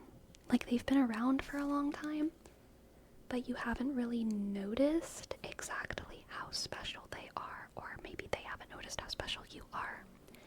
And so because of that, y'all have kind of been sleeping on your synergy. Sleeping on your potential. But there's a eureka moment coming.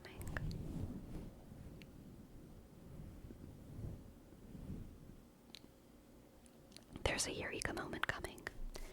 And in that moment, y'all will see each other. Oh, I have a sneeze in my nose. Oh.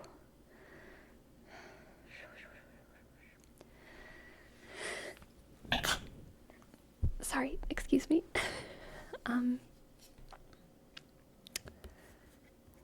Y'all will have a eureka moment where you see each other for the potential that you have. And it's like you see them for the first time. You see them as someone who's not just kind of a background character in your life, but someone who can be a major player in your life story. Also, I had my feet like twisted around one another and my cat just like sat on them. And this is not a sustainable way to stand. But that's okay. We'll try our best.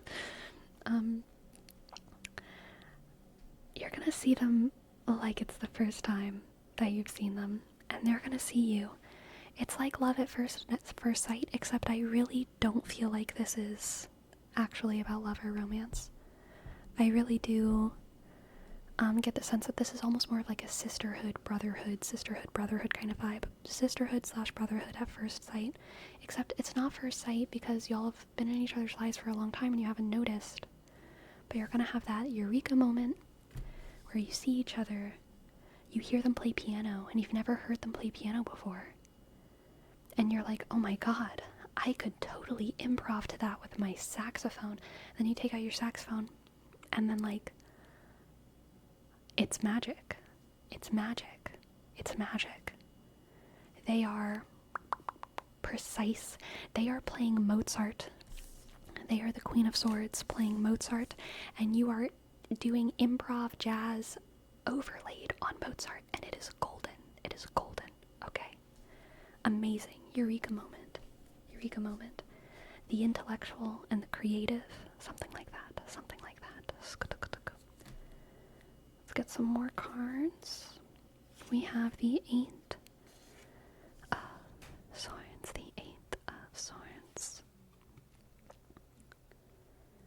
And the Eight of Wands. And the Three of Pentacles. Okay. A great sense of speed. A great sense of speed, and probably building momentum with this person. Saxophonist and pianist are booking events and going to gigs, and you're getting better and better together, and probably having success, and it's going so fast that it's almost like it's unpredictable at this point how far you can go, and so that's a little bit spooky scary.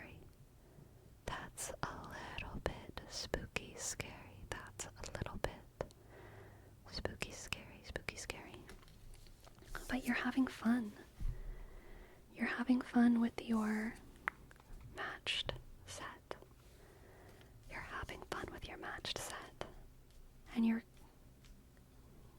having great success. So even though it's scary, you're with someone else and you really like them, and there's so many reasons to have hope and be excited.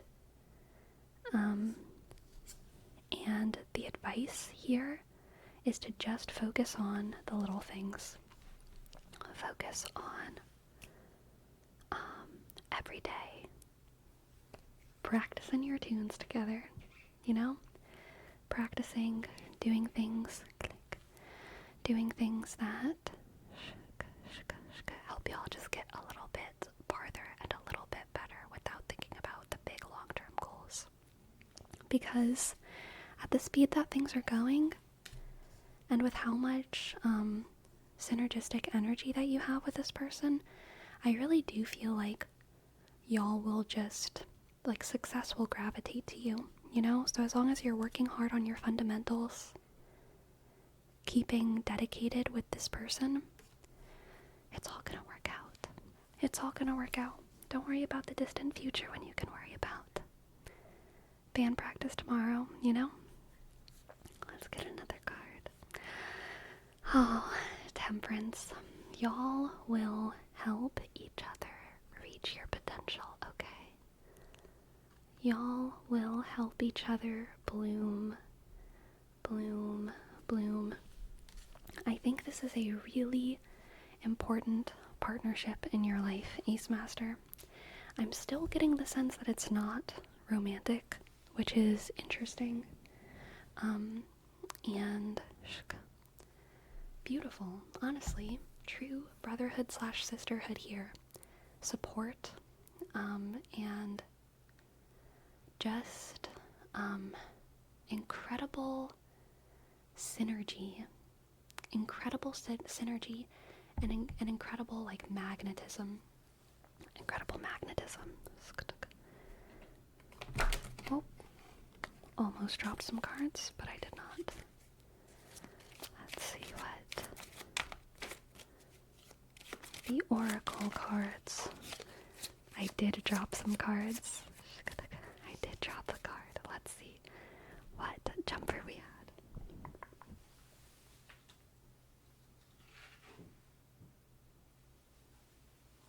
Okay, we have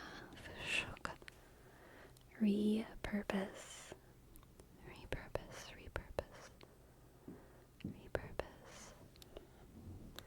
Did you move Gracie? No, I'm like kind of straddling her now.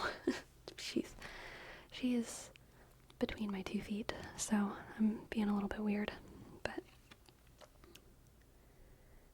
repurpose. Ace Master, I think this is referring to how this person, I think, is someone who is in your life, but maybe y'all haven't completely noticed your potential yet. So in some ways, y'all are repurposing one another. Someone who is just your friend's friend is gonna be like your friend. Sorry to your friend, but their friend is your friend. Someone who's just your friend's mom is gonna be the pianist to your saxophone, okay? Someone who is just your scene partner in a project at school that you don't want to do is going to end up incredibly important, okay?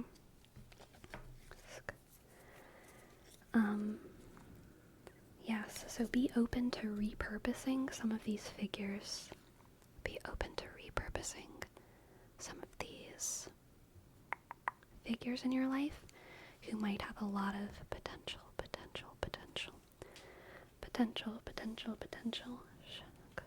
Okay? Be open to viewing people through a new lens. Because I think that there's a sleeper in your life, Ace Master, someone who is just waiting to be one of your greatest, greatest, greatest allies. Greatest allies, greatest allies, greatest allies in this life, okay? Thank you so much for letting me read for you. I hope that you enjoyed. I hope that it resonated a little bit. I hope that it resonated a little bit. Thank you, thank you, thank you, thank you, thank you, thank you, thank you.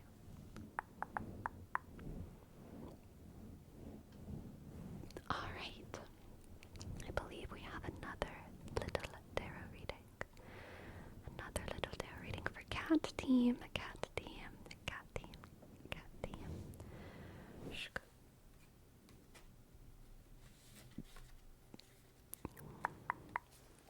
Do you have on blue eyeshadow? I think it's just the reflections. I do not have on blue eyeshadow. I do have some glitter, just a little bit of glitter in my inner corners, but it's not blue. It's not blue. Shk.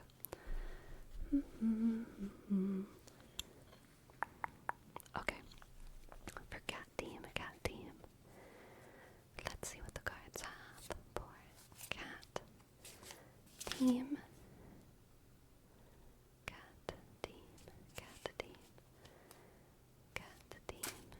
What do the cards have for cat team?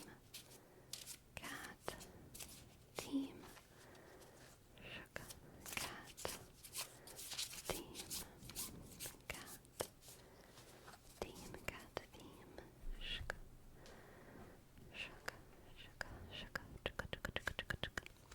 Cat team, we have the Page of Swords, the Knight of Swords,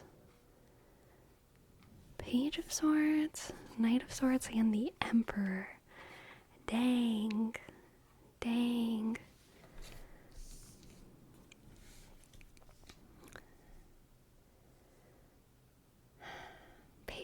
Page of Swords, Knight of Swords, into the Emperor.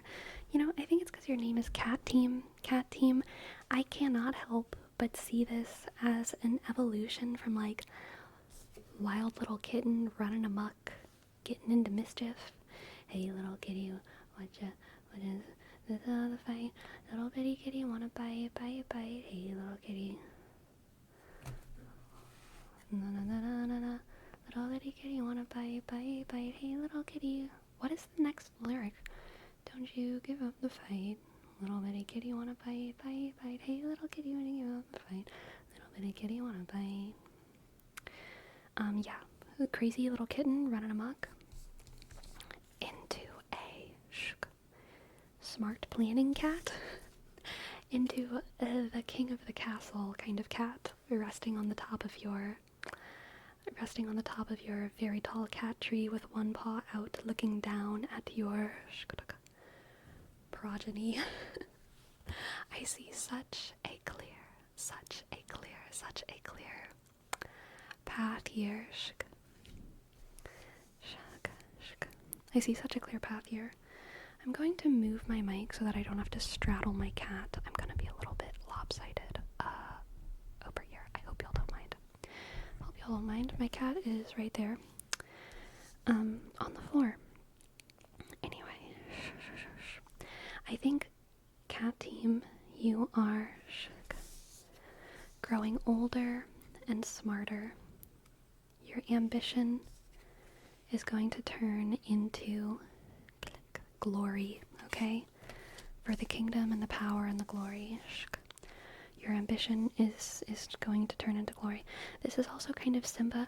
Oh, I just can't wait to be king. I just can't wait to be king. That is like your Page of Swords phase. And then Knight of Swords is more like your can you feel the love tonight phase. And then the Emperor is when you finally take on your destiny. So cat team, I really just see like a coming of age story coming to completion within your life. And I think that you have reason to be excited for your future because I think your future is great and is powerful. And I think that you'll just have a lot to be proud of in your life. And I think that your life will literally just be a good story. Okay?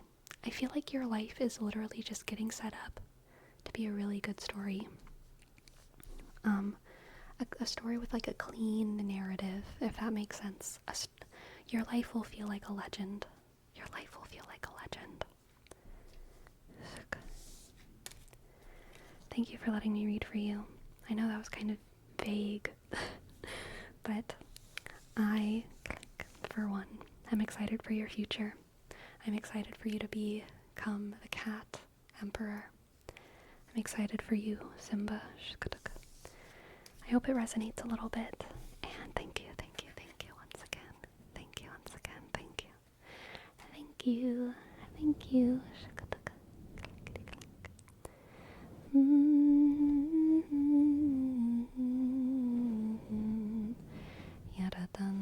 Oh my goodness, I love having to explain memes. Explaining memes is like a very fun joy because it's like lore, you know? You always get to explain all the lore, all the internet lore.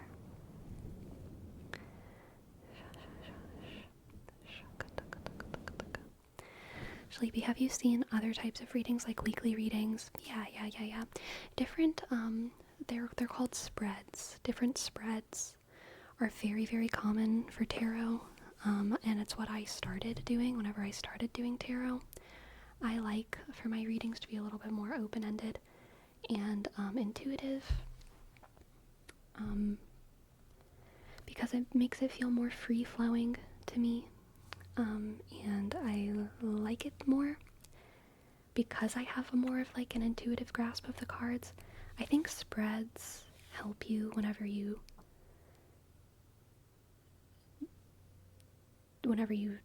are a beginner, or if you're ever doing a reading of like 20-30 plus cards, which tarot readers do sometimes. If you are doing like a massive reading, then like it makes sense because you have to keep track of like all these different moving parts, or if you're a beginner. But I don't really feel the need or desire to do that, because I think for me, with just 3 cards or up to 10 cards, spreads become a little bit limiting. 0202.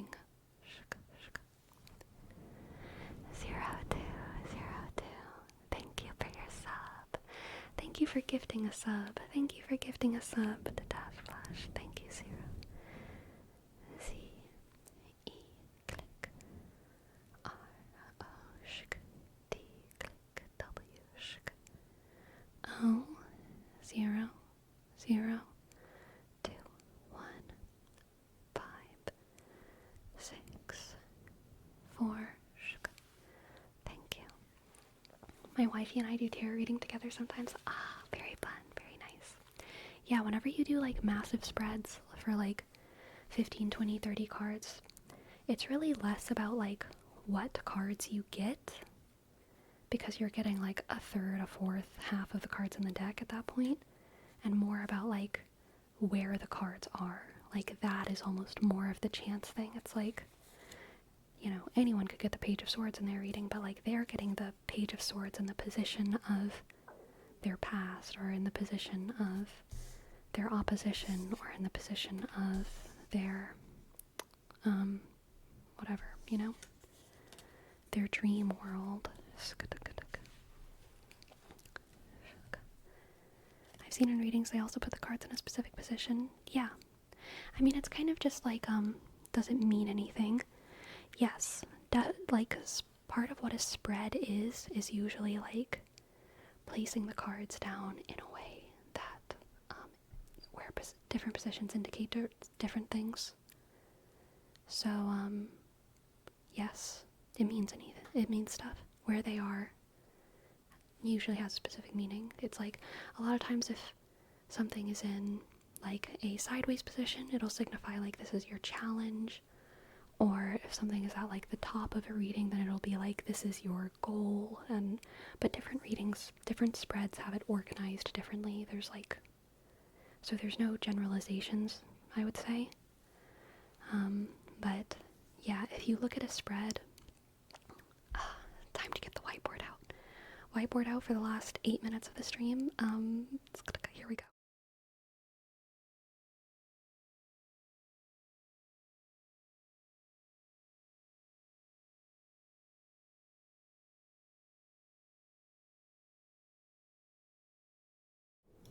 Okay, rushed lesson. Whenever you are looking up tarot spreads, they'll usually look like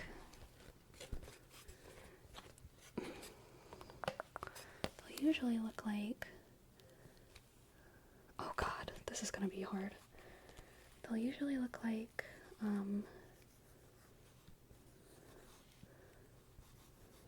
something like this,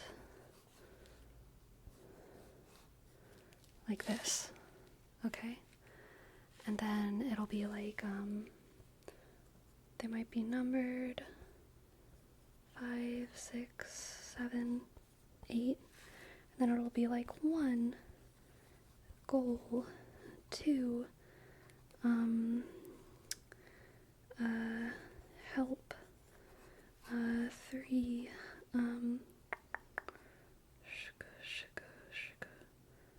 luck,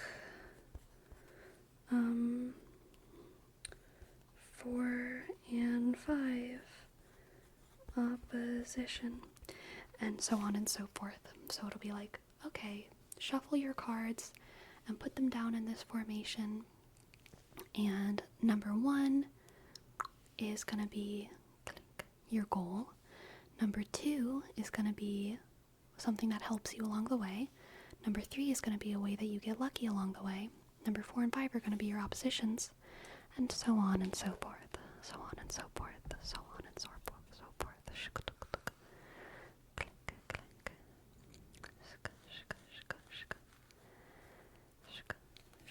I've seen them in that position in IRL readings, but no idea what it meant.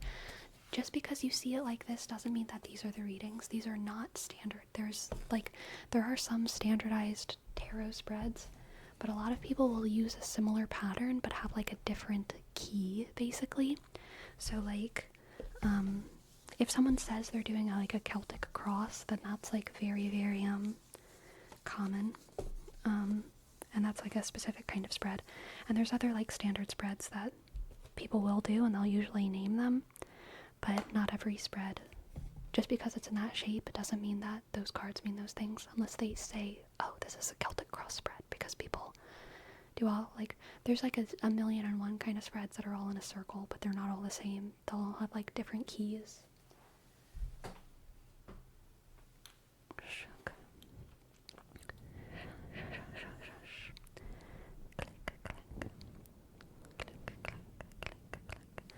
And yeah, flipped cards are pretty controversial, honestly, within the tarot world. Some people use them, some people don't, and a lot of people feel pretty strongly about it.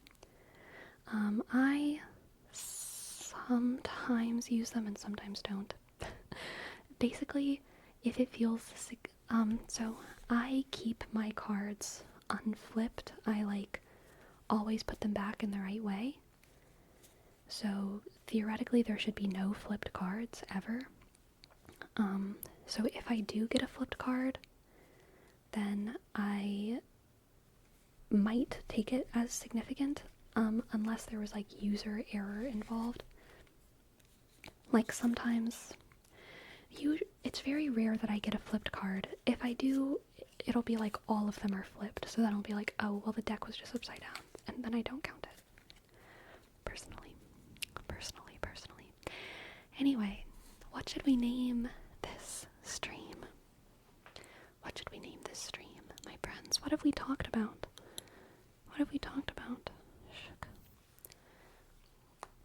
I can't imagine keeping the order spread, relation, and context can be super overwhelming. I feel like early on I feel like spreads help because they're like a little guide, Whereas like it just being all open is like kind of harder. You don't consider it the same as dropped cards or jumpers? No.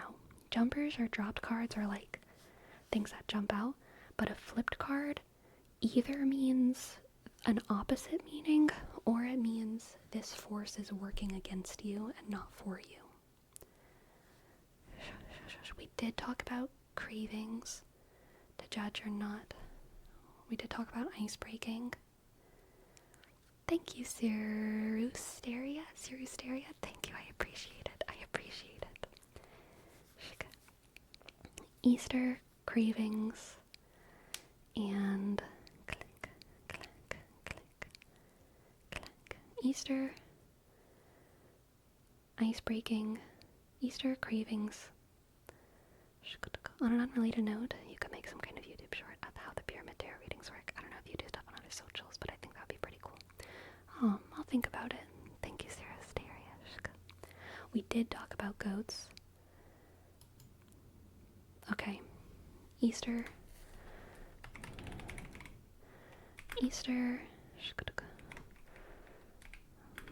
Book thoughts.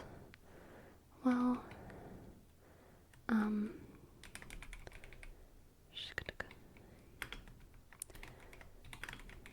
thoughts on books.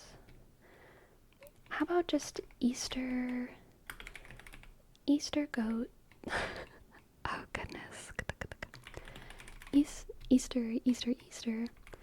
Easter cravings and intellectual property. I feel like those were some of our topics, right? I feel like intellectual property we talked about more than just books. But I don't know, I could be wrong. Maybe we didn't. My memory is always bad. Yeah? Click. Icebreaker for Easter goats. Yeah. I feel like we talked about judging by the books. Click, click, click, click. Perhaps. Okay. Let's see. Who shall we raid tonight? Who shall we raid? Click, click, click, click. Shush, click, click. Shush, click, click. Click, clack. Click, clack.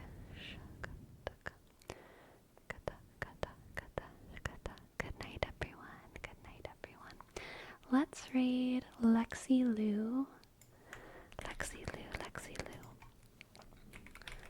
They're doing ASMR, and they seem to be having a good chill time.